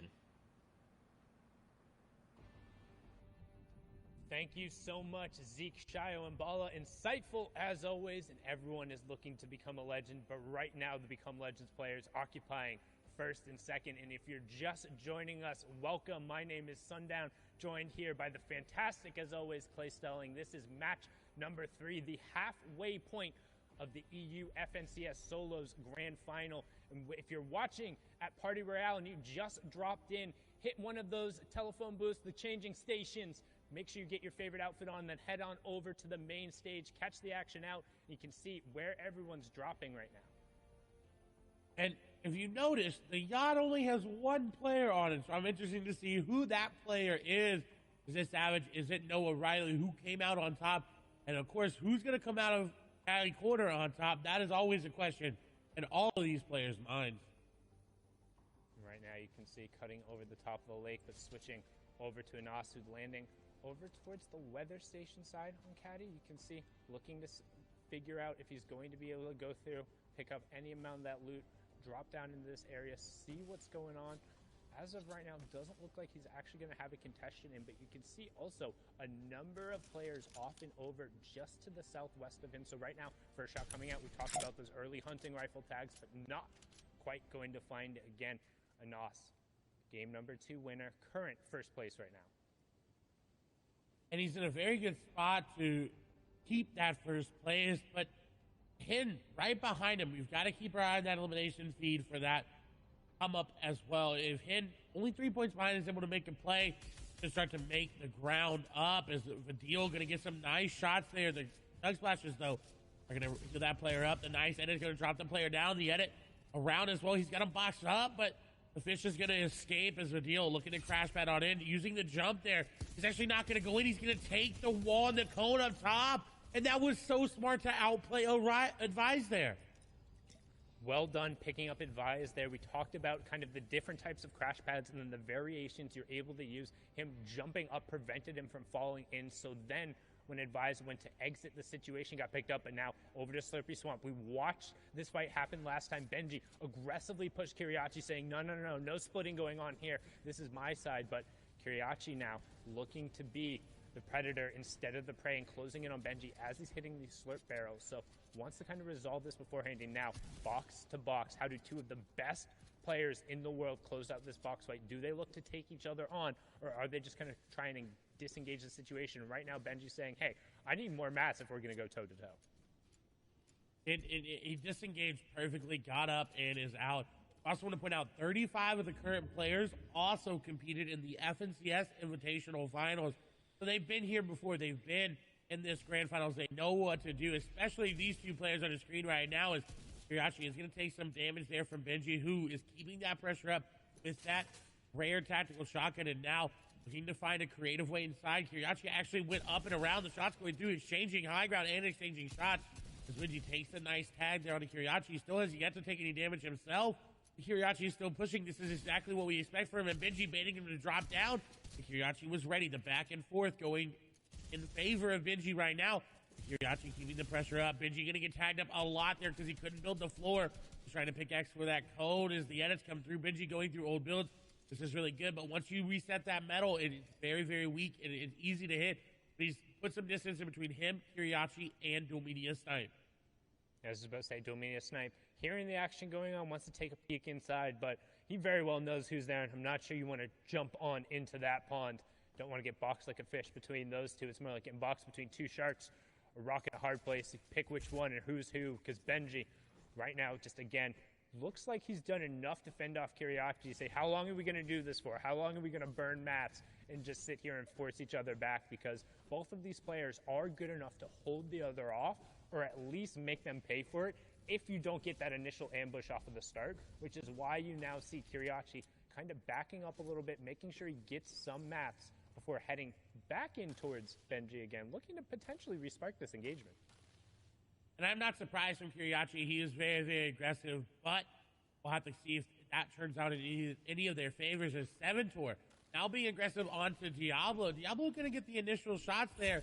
And now Seventor can disengage if they want to, but on the edge of zone, really hard to disengage because you're trying to run away, then you're just going to get shot in the back, and it's just unfortunate there. So box to box, diagonal to diagonal, Diablo and Seventor looking to do a little peanut butter edit, look to get that jump shot there. Seventor looking to get any sort of wall take back, and he does, but Diablo ready for it. The shot comes through, the quick reset there, going to get the tag in favor of Seventor, but still not as much HP there as Diablo. His shots are still coming through. He does pop a mini. Continued back and forth over these peanut butter edits. That's that triangle edit that you see as he goes in. He goes aggressive with that crash pad, but Diablo was ready for it. Did you see how many edits he had, how many space he had in between him and Seventor? He was predicting that perfectly, but Seventor's ready for the edit. He's ready for Diablo hopping up, and he said, you know what? I'll bait the heal out, but I'm going to get that elimination. Yeah, and a really good job from Seventor there, baiting Diablo into something that he had owned and then committed him to the fight, caught him with the builds out, and then following up with the tactical shotgun. And it's really fruitful to resolve that fight because there was a player boxed up right on the edge of zone who would have been able to rain shots down. And again, if you are just joining that, there's the format on the right-hand side. You can see first round of placement points coming through, top 75, next one at top 50. Then it's every 10 players to fall until we reach top 25. Then it's every 5 players until you're into the top 3. So definitely want to be making those end games, but also 1 point per each elimination, as Carrot will pick up Phoenix there. Will also get a point, and that's his second of the match. And he may have taken coolest out of his name, but right now he's the coolest of the authority, picking that elimination up. He's been very, very good. He actually, I believe, one of the players that came through the open track of the FNCS Invitationals. That happened a couple months ago, but still maintaining prowess over the authority here. He was here back when it was the agency, so dominant performance from Carrot. He's also got the zone there as well. You see him already building up and refarming. In Misty Meadows, however, Ardent looking to set up an ambush like we've talked about, hiding in this little upgrade room. He can catch anybody waiting to upgrade their loot. He's got a great charge to do it with a legendary at that. And look, somebody is taking the bait. They are coming into the house. The question is, will they open it? He set a trap up perfectly. He set a trap up, but he put a wall, Griff. Put a wall there. The peppers, the shields, everything being popped there. Ardent, though, not going to be able to spring the trap as Griff was ready for it, and Griff turns the tide.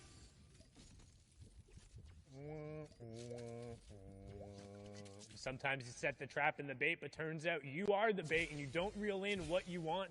That's what we talked about. He was looking for a slurp fish and instead pulled one of the loot sharks there. Griff turning it around after a rough game number 2, getting eliminated pretty much basically off drop.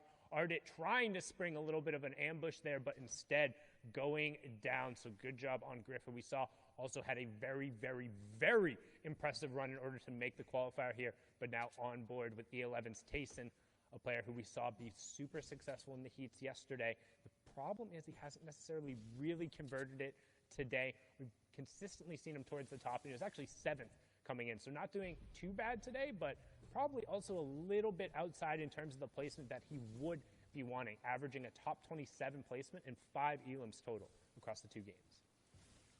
And I think that may be due to the amount of loot that he's getting. He isn't steamy with 3 or 2 other players. It's really, really hard to find all that loot. And you see it in his inventory right now. He does have crash pads, but that common AR is not going to net you a lot of eliminations. He's going to have to find a way to upgrade that, whether that be through an impact elimination or finding one naturally, as it seems like this is the open side of zone, and that meaning there's not that many people all around him. He's got a little space to work with there. Someone who doesn't have that much space is there's a lot of players nearby. Bad sniper. He does have 15 points, a decent first couple of games, but not where he wants to be. There is a player nearby. He's got to be careful with the snipe, and if you don't have it, he's going to turn the beams back onto him, but not going to hit it. He is only 22 above Storm Surge, and that is nowhere near safe, as you see it already taking down to 19. Yeah, and that Storm Surge threshold on the right side of your screen there. The number for zone number 3 is 70, so currently 17 players have to go down. Bad Sniper will be starting to look for tags here, but also doesn't necessarily want to overbuild himself too much because he doesn't have a ton of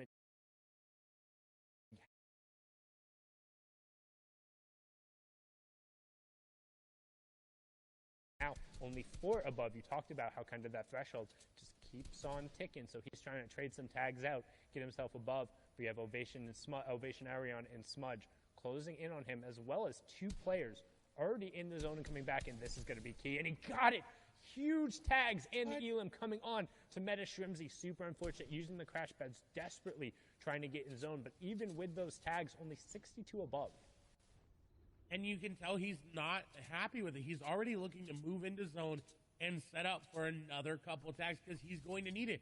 The 62 above just turned to 60 above, and then it's going to turn to 52 above. And you're going to start trickling down that leaderboard as everybody near you looks to get eliminations. But Bad Sniper maybe looking to set up an ambush here onto Kezix. We'll be a snipe nearby Skype there, as well as a sniper shot is going to ring there. Not actually going to connect onto anybody, but Snipe looking to be aggressive on his tags. Again, is above Storm Surge, but not by much, as we see Lechy take down Supremacy's Clement there. Snipe, though, has a very good position in zone. He can rotate to his right or his northeast there to really make a play on that side of zone. His shots are going to come through. He heard that sniper shot come through, and that player got tagged up by everybody, and Ophacia's Arion is going to fall down.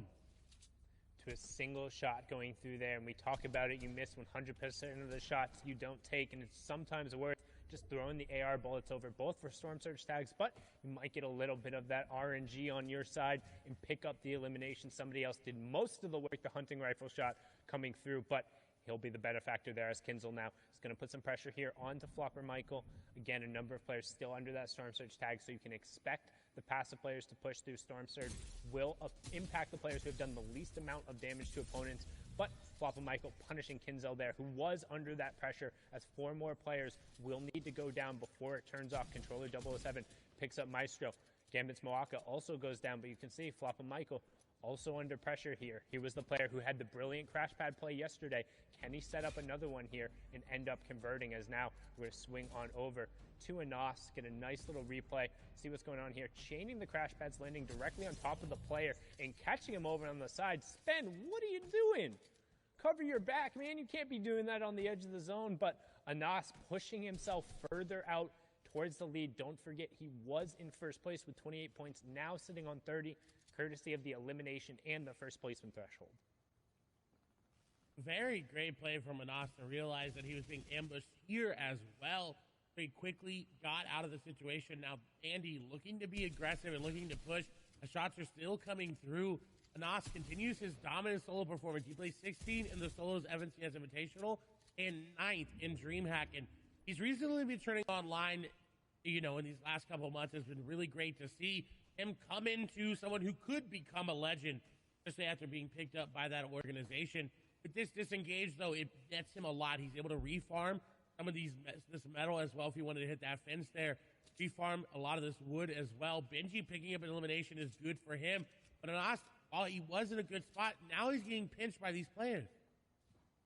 And I believe he also had a pretty solid performance at DreamHack Anaheim, flying out to that land and making it to the grand final there, but now hopping on board another player who was there.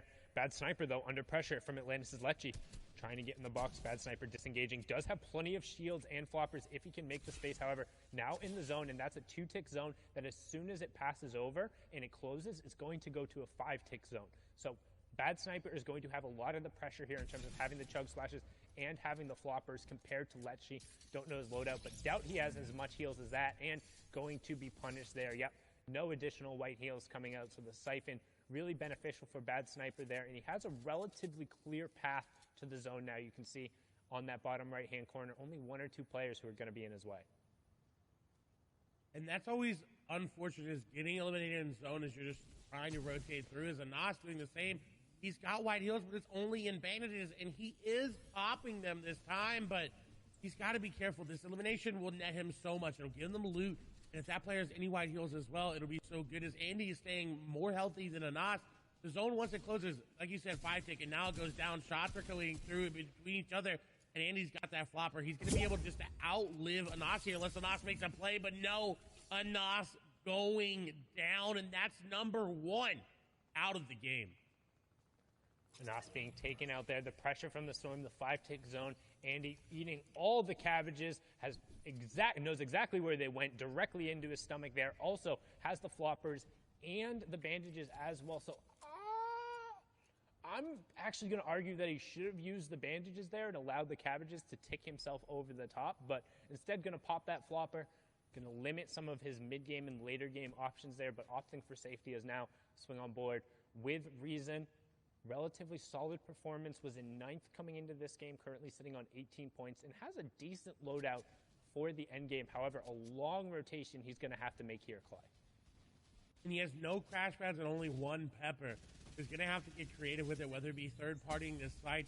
We did see Scram fall. Rezon just going to hop in, and that's going to be PCH, who is not expecting it. You have to reset those walls. You cannot afford to make those mistakes right now. This is Grand Finals in Europe, the most played in region, arguably the most aggressive and most talented region as well. If you are able to convert on elimination, please do everything possible and make sure you're safe. It's all about covering yourself up afterward and allowing yourself to be in a position to continue on in the game, and Reason is so good at capitalizing on others' mistakes. Now notice, built up on the high ground, use those hard materials to make sure he's established and safe, but for Strokey, trying to encroach a little bit on this real estate, and that's the fights you're going to see. Reason opting to drop down and just return to his safety as everyone else is going to rotate into the zone. This is zone number 4, so priority positioning is going to be towards the outside. We're going to be keeping an eye on who ends up going towards high ground and then who is slaying out on that low ground. Easy able to make it here. Another player able to make it into this end game is going to be Savage. And with that off-spawn elimination on the Noah Riley, I'm assuming with that elimination there, Noah Riley went down early. It's got to be Mr. Savage taking him down. But as you see, that is coming through. Nice and pick up there by Savage, but someone trying to capitalize on him. Scott's coming through. He's going to pick up a double. Heat's going to go down. Queasy going to go down. The pressure's not done yet. The crash pad's coming in. And the crash pad master, Mr. Savage, going to be able to pick some up there. And he's ready to fight. He's ready to go aggressive, but someone on top of him, going to be Bad Sniper there trying to box right and box the box. Seti there as well. Savage really needs to make a play to get out of this. Going up into an old build will get him out for now. And what a phenomenal heads-up play. That's what you do when you get elimination. You realize there's more players nearby you, and you take them out as well.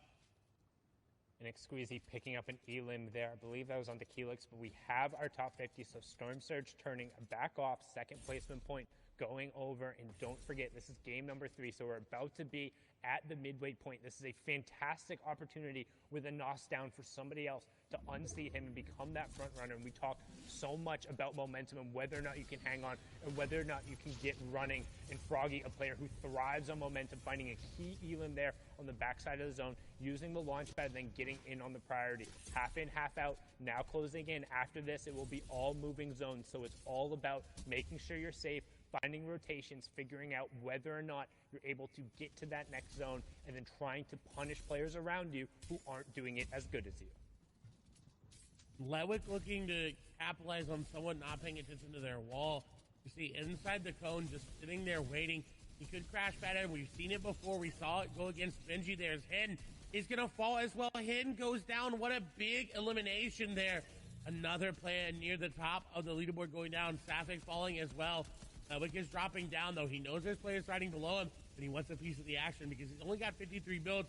He definitely needs to find something. His ammo lacking as well. 5 shots with that charge shotgun is going to go through in an instant in this end game, so he has to pick up an elimination. He also does not have priority on rotation as it's pulling away from him. Or crash pads in his inventory will allow him to rotate, but not as effectively as some of these other players, and he set this trap. He's waiting for this player to just make the wrong edit and go out, but I doubt that they're going to fall for it. Well, he's waiting. He does have priority on the zone. There's a player right next to his box. I wasn't sure if that player was on the cone. He finds the 83 tag and then follows up right away. ADN going down in 41st, misses the placement point, so a huge pick going right there. Mr. Savage still in the lobby as well. We're into the moving circles. That's the late game. You're going to start seeing players burning utility, using all their builds, just trying to get to that next safe zone and avoid fire from their opponents. But you also have to watch out for those sharks and those aggressive players, the playmakers, and the ones who are going to be the one driving the action as we're on board here with Dual Media Snipe currently below the threshold for the Storm Surge, but that should turn off shortly here. Only 7 players need to fall. Dual Media Snipe will add into it right now, pushing himself above by taking out Griff and potentially finding a nice little upgrade there in terms of his. Yep, he will. He will get the legendary shotgun in there as well. And we're closing in on top 30 as 7-Tor picks up Nate.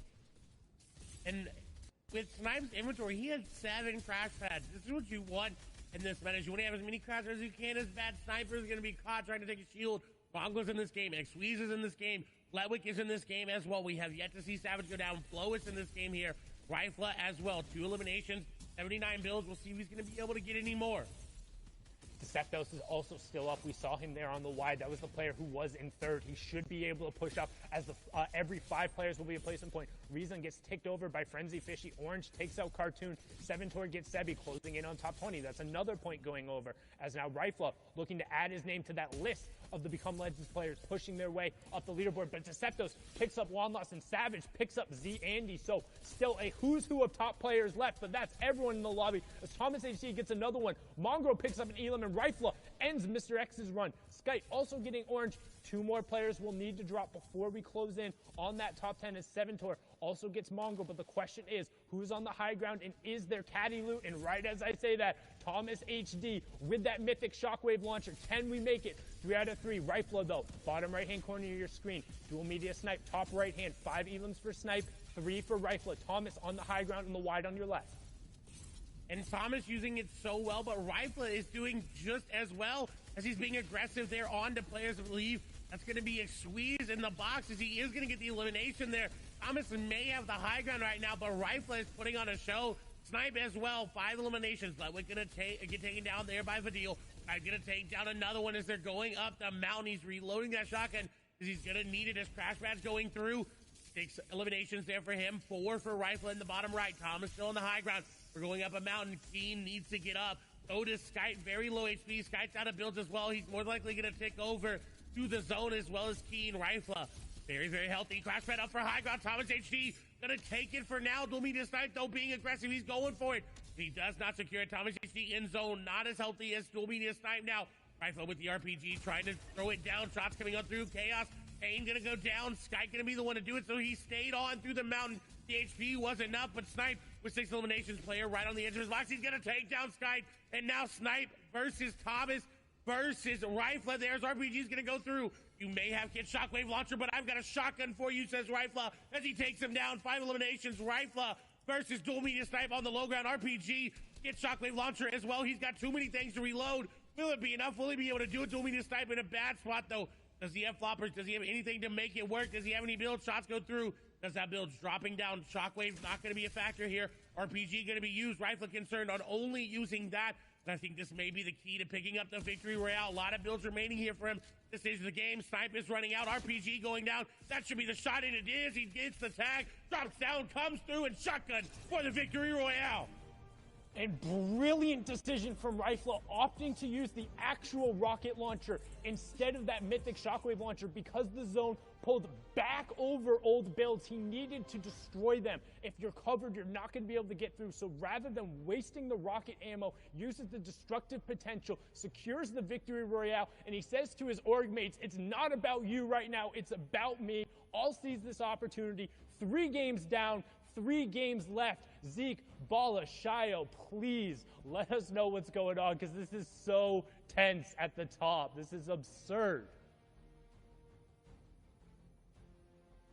It is absolutely tense at the top. I mean, EU is firing on all cylinders today, and it is an all-out battle at the top. We have to take a look at the standings. Now, we know coming into this game, Anas was holding that number 1 spot. But the question becomes, how many points has he racked up in that last game? And does he still hold that number 1 spot?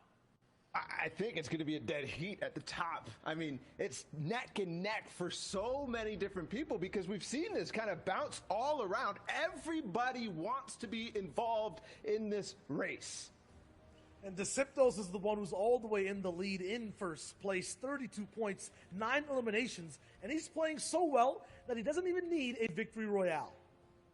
No, he doesn't. Not at all. Flois is up there. He kind of had that first moment, that game 1 win. Anas will clap back. And then Rifle, it's kind of in order there. But all the players who won the games are literally tied up at 30 points. It's all about elims. There's even a further tie for Anas and Rifle. Yeah, things are going so fast, even past that, from 6th to 10th. Rezon is still holding on to his spot. Froggy, who was 2nd, is now in 9th. But Thomas HD, Letwick, the status names are just doing everything they can. It is not enough to keep up with the top 5. And Rifle is showing he belongs in that top 10, right? Coming off his first game, an 11th place with his 2 eliminations. Second game, 73rd place, and now the victory out with 6 eliminations. These are the swings we need to see if people want that number 1 spot. And there are swings happening. There might not all be seen because you can see it. Vidil in 19th place. He just had a very significant game. Look at the elims for him. He's actually tied up with those players up at the top of the leaderboards in terms of elims. He just needs to convert on some of these other games to make it really count.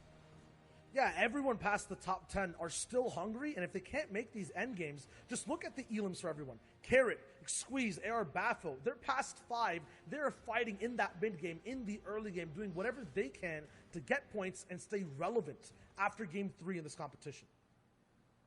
Guys, we are off to the races. We are halfway through this sprint, and we can see the finish line there. The question is, who will cross first?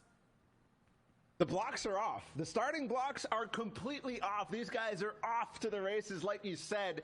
And we're kind of trying to see who's going to catch up when we get to the finish line. We're basically halfway there. And at this point, just trying to extend the lead until we get towards those final games and start dashing towards the win. You got to pace yourself, though, right? We've seen it in end games. We've seen it on the leaderboards. These guys who are coming up on top to start with are now not being able to hold on to the first place slot. And it's about first place, Zeke. Man, there's only one Axe of Champions to go around. I mean, there's a lot of stuff, as you mentioned, Ball, that we did miss out of this last game. You got to break it down for us, man. That we do. There are so many things for these guys doing. It's kind of a freestyle on some attempts. Snipe for him. Long range charge shotgun shots on players like Bad Sniper who started the day off so strong, but Snipe will start to rise. And there's another one. He's just looking through these small peak boxes, just the space in the end game to build up the box and get more of these. Every time you look out, there's so many people fighting to try to stay alive. Yeah, you mentioned Vidil, who was very much alive in that last game, getting a record amount of 5 eliminations so far in his run in these grand finals. After that, still looking for more for everyone who was in this foot race. It was intense. They wanted to have a leg in the competition. And we said it. Things that were missed. 7 Tor goes off on a spree, back-to-back-to-back elims, and he does it so well. There are so many people here in his lane, but for most of them, it's a false start in this endgame. Yeah, he was sticking beside that storm so much, looking for shots from box to box, had the AR to clear out walls. After that, got into boxes himself. If he couldn't get things from range, he was right up in your face and got elims on players like Mr. Savage. Moved past that, though, and still played a phenomenal game, ending somewhere near top 15. But there's no signs of anybody lapping anyone else, except for maybe the Become Legends guys. There's so many of these names starting to push up towards the top, and look at that back-to-back. Two players looking to lobby focus on the same person, and it works out for one, but then the player who he actually had taken a little bit from ends up getting put down. That was Snazy too. Yeah, it was a rough run for Rifle here. Just look at all the things he had to overcome. Box to box while getting third party, still got the elimination down, got to hold down the wall, and the coolest RPG shot after this awesome elimination on the Thomas HD I've ever seen. Clay was saying it was hard to actually get to this reloads down, get these power weapons situated, but he shoots an RPG, catches himself with a waterfall, and then connects with a drop down charge pump. What a play.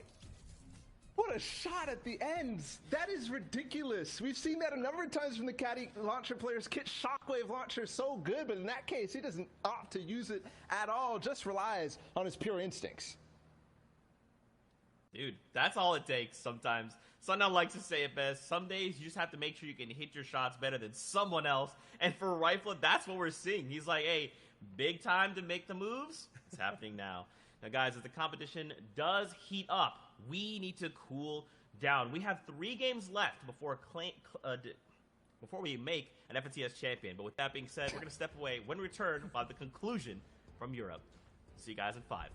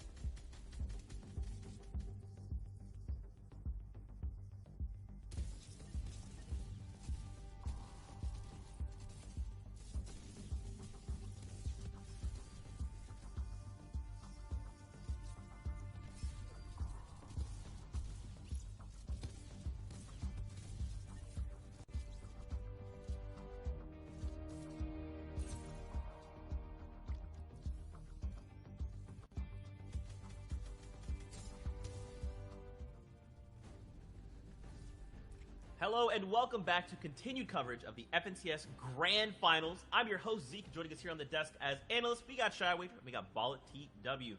Gentlemen, we are halfway through the leg of this race, and these last 3 games are going to dictate who walks away as an FNCS champion. We're just going to get back into it because we have games on deck, so we're sending it back over to our casters, Sundown and Clay Sailing, to get us into the action. Take it away, boys. Thank you so much, Zeke, Shio, and Bala, and welcome back, everyone. This is game number 4 of the EU FNCS Finals. 3 games have been down, and we're also jumping a little bit into this one so we can stay up to date. Clay, what do you think of the action so far? It has been tense, and it is going to be a nail-biter coming into this game. As we saw, the top is only separated by a few points, and there was a 3-way tie there. The third, of course, it all breaks down based on tiebreakers, but our Victory Royale winners are in 2nd, 3rd, and 4th. As Deceptos is in 1st with no Victory Royales. We're hopping on board here first, though, with Thomas HG. He was able to get Shockwave Launcher and that Mythic Charge Shotgun in the inventory. Will he go aggressive in the mid-game, though, however, is the question. And that's what he's looking for right now. We talked about just how valuable that mythic loot is coming out of Caddy. He also has all of the excess shields and the guaranteed launch pad that comes from the vault, but you still have to execute on the rotation because while it is super valuable, everyone and their mother and their grandmother and probably their 3rd and 2nd cousins and that one person you talked to in 3rd grade the one time as you were at the water fountain, they all want this mythic loot. It is so strong, particularly in solos when it comes to maintaining high ground control in the end game, which allows you to convert at a much higher percentage at actually closing out the game. And Thomas is no stranger to doing that. We've seen him do it before many, many times, but today, winless on the day. There's still 3 more games for him to get this win, but getting tagged up in this early portion of the game is hard for you and for your loot because you have to invest time, you have to invest mats and those shields to use it there. As we see Kiriachi going to fall there in the feed. Thomas has to be careful about going for shots like that. Standing still is never okay in Fortnite because it will always get you tagged up. He was luckily able to avoid it. And Thomas HD knows all about that, known for being one of the best and most accurate players in Europe, particularly with those hunting rifles and sniper rifles, and able to punish the players looking to throw those shots in there and to rack up damage for Storm Surge. That's what we talk about when it's all about the tags going through there. But now we're going to take a look at a quick little replay here there as Flois will be able to pick up an Elam as he's going through here, but then I believe he fell right after that. And landing in a different spot than he was normally, as he does end up falling to SD. He, in the gas station, has been changing up loot spots every single game today, and it doesn't seem to be working out after his great performance in that first game. And Wolfie is actually also going down to himself there, which to me indicates he probably might have tried to RPG too close there. Wasn't a storm signal going off, so he will be taken out, and we saw him go down early last game as well. Rifle actually going to yoink that elimination away there. As you can see, Thomas trying to close in, get as much pressure here. Rifle did close out that last game, so getting another elimination there. Really good job on Thomas, using that shockwave horizontally, closing the distance onto passive, and give him a little donkey laughing and take the L. If you're in Party Royale Island right now, you got that combo? Can you hit that combo real quick? Give him the donkey laugh into the L with a quick little dab, and then back into the L. Show him what you got. Show Thomas HD some love, because that was a well-executed play there. He's going to look to continue to roll with that loot into the finals. And while Thomas is dancing, Mongrel falls on the other side of the map as well. So they're definitely needing to change it around. And this is something that's unique to see, is that the players near the top are not stopping. They are not stopping their aggression because they are near the top. They want to keep pushing the pedal. They realize how close it is. They say, you know what? If you're going to catch me, you need to go just as aggressive as I am, if not better. As Deceptos is looking for a snipe, almost hits it, and he barely even saw that player. Would have been one to definitely put in the montage and the highlight reel He's got to be careful. There's a player nearby, and he needed those tags because he is below Storm Surge. 24 below, 27 below, so it's going to continue to drop. You can see 77 players left. Once the storm does close in, that Storm Surge will come into play. Don't forget that is 25 damage every 10 seconds, and with only the 3 minis, that's very rapidly going to pick through, but he should have an opportunity here. There's multiple players rotating in front of him. Still 5 below after that 32 tag, so not quite enough, but might have a nice little ambush opportunity, especially with those 3 crash pads here. However, he needs to be careful as there's 2 players here, and I think one of the players has to be below Storm Surge because they're in the zone and still pressing really aggressively. And a nice heads-up tag there by Deceptos to get another tag for that Storm Surge. He's hopping the box. He's done with it. He says, you know what? I don't want to wait anymore. I want that tag. And with that elimination, he secures himself a placement point as well as the elim point going into that top 75 placement threshold.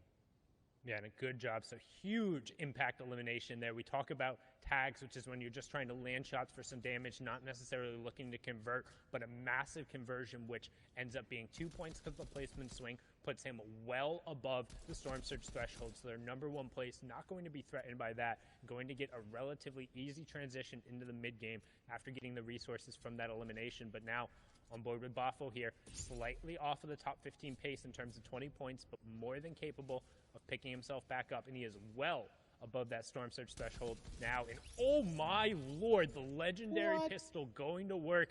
Ovations Arion going down there, and we've talked about just how strong that weapon can be and why these competitive and top players are opting to pick it up. It's because in the most recent season, all of those assault rifles have had their headshot multipliers change to be 1.5.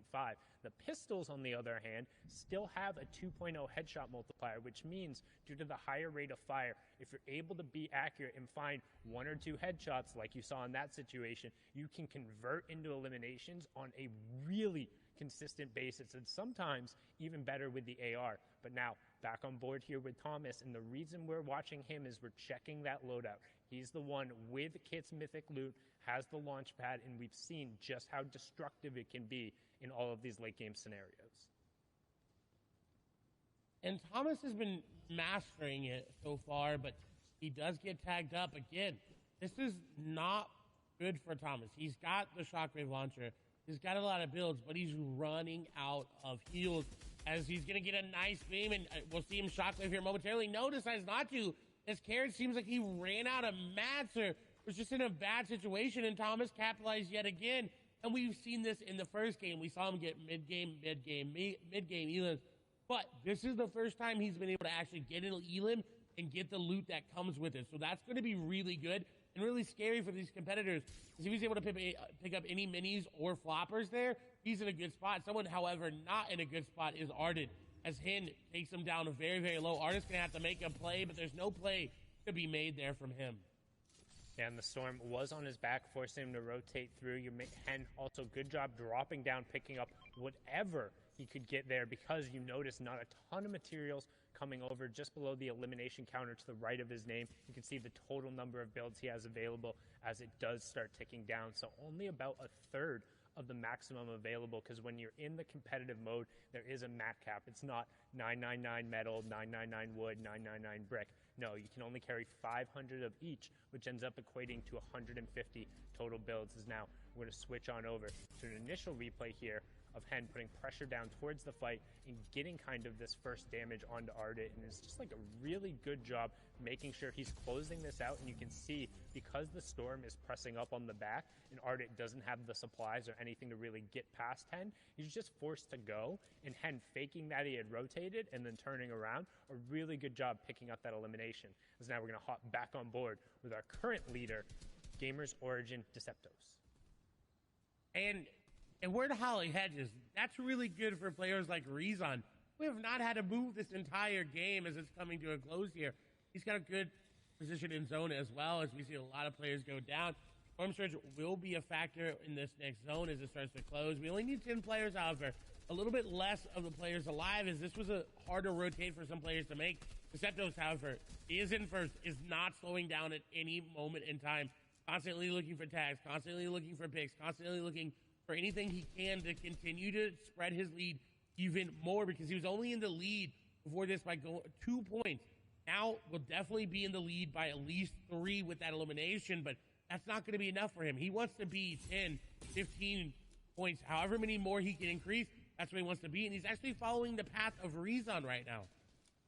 And trying to do his best to play Fortnite as a platformer, just hitting all those crash pads, but unfortunately missing the second one, and he could end up paying for it as the spray comes through, and now he's going to be forced to burn some of the shields there, make sure he gets himself back up.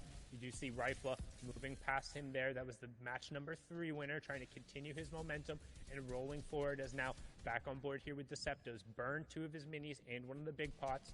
Also down to just 62 builds and 2 crash pads from a player right next to him, not owning the wall, and he follows up 1, 2, 3 shots, but then he needs to back off right away because he picked up racks, but then another player was squeezing in towards the end, and this is that 4th circle kind of crunch we talk about where everyone's piling in, establishing their box on the edge of the zone, trying to pull the half in, half out, but not get eliminated and not end up being the focus of other players. That's why you see kind of these different apartment buildings kind of being segmented off towards the side, as now we swing on over to Tayson, who also has Snazy right by him, but Tayson currently throwing some great shots and in an awesome gatekeeping position.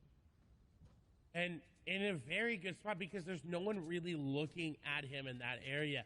Now, if Zone does not pull where he wants it to, he will be in an awkward spot, but you see a shark coming through the background, hitting some players, somebody else down below just trying to stave off the pressure, the lobby spray coming through, and that's what happens when you be a little bit of a loot goblin. Is Milan going to go down, but Tayson looking to get another elimination there. So someone else trying to rotate out as well. A lot of shots going down. Everybody firing. He finds the man's literal foot there as he's getting the shot down to him, but I think that elimination is going to go over to Vidil. So Tayson not able to capitalize on the second elimination, but at least able to pick up 1.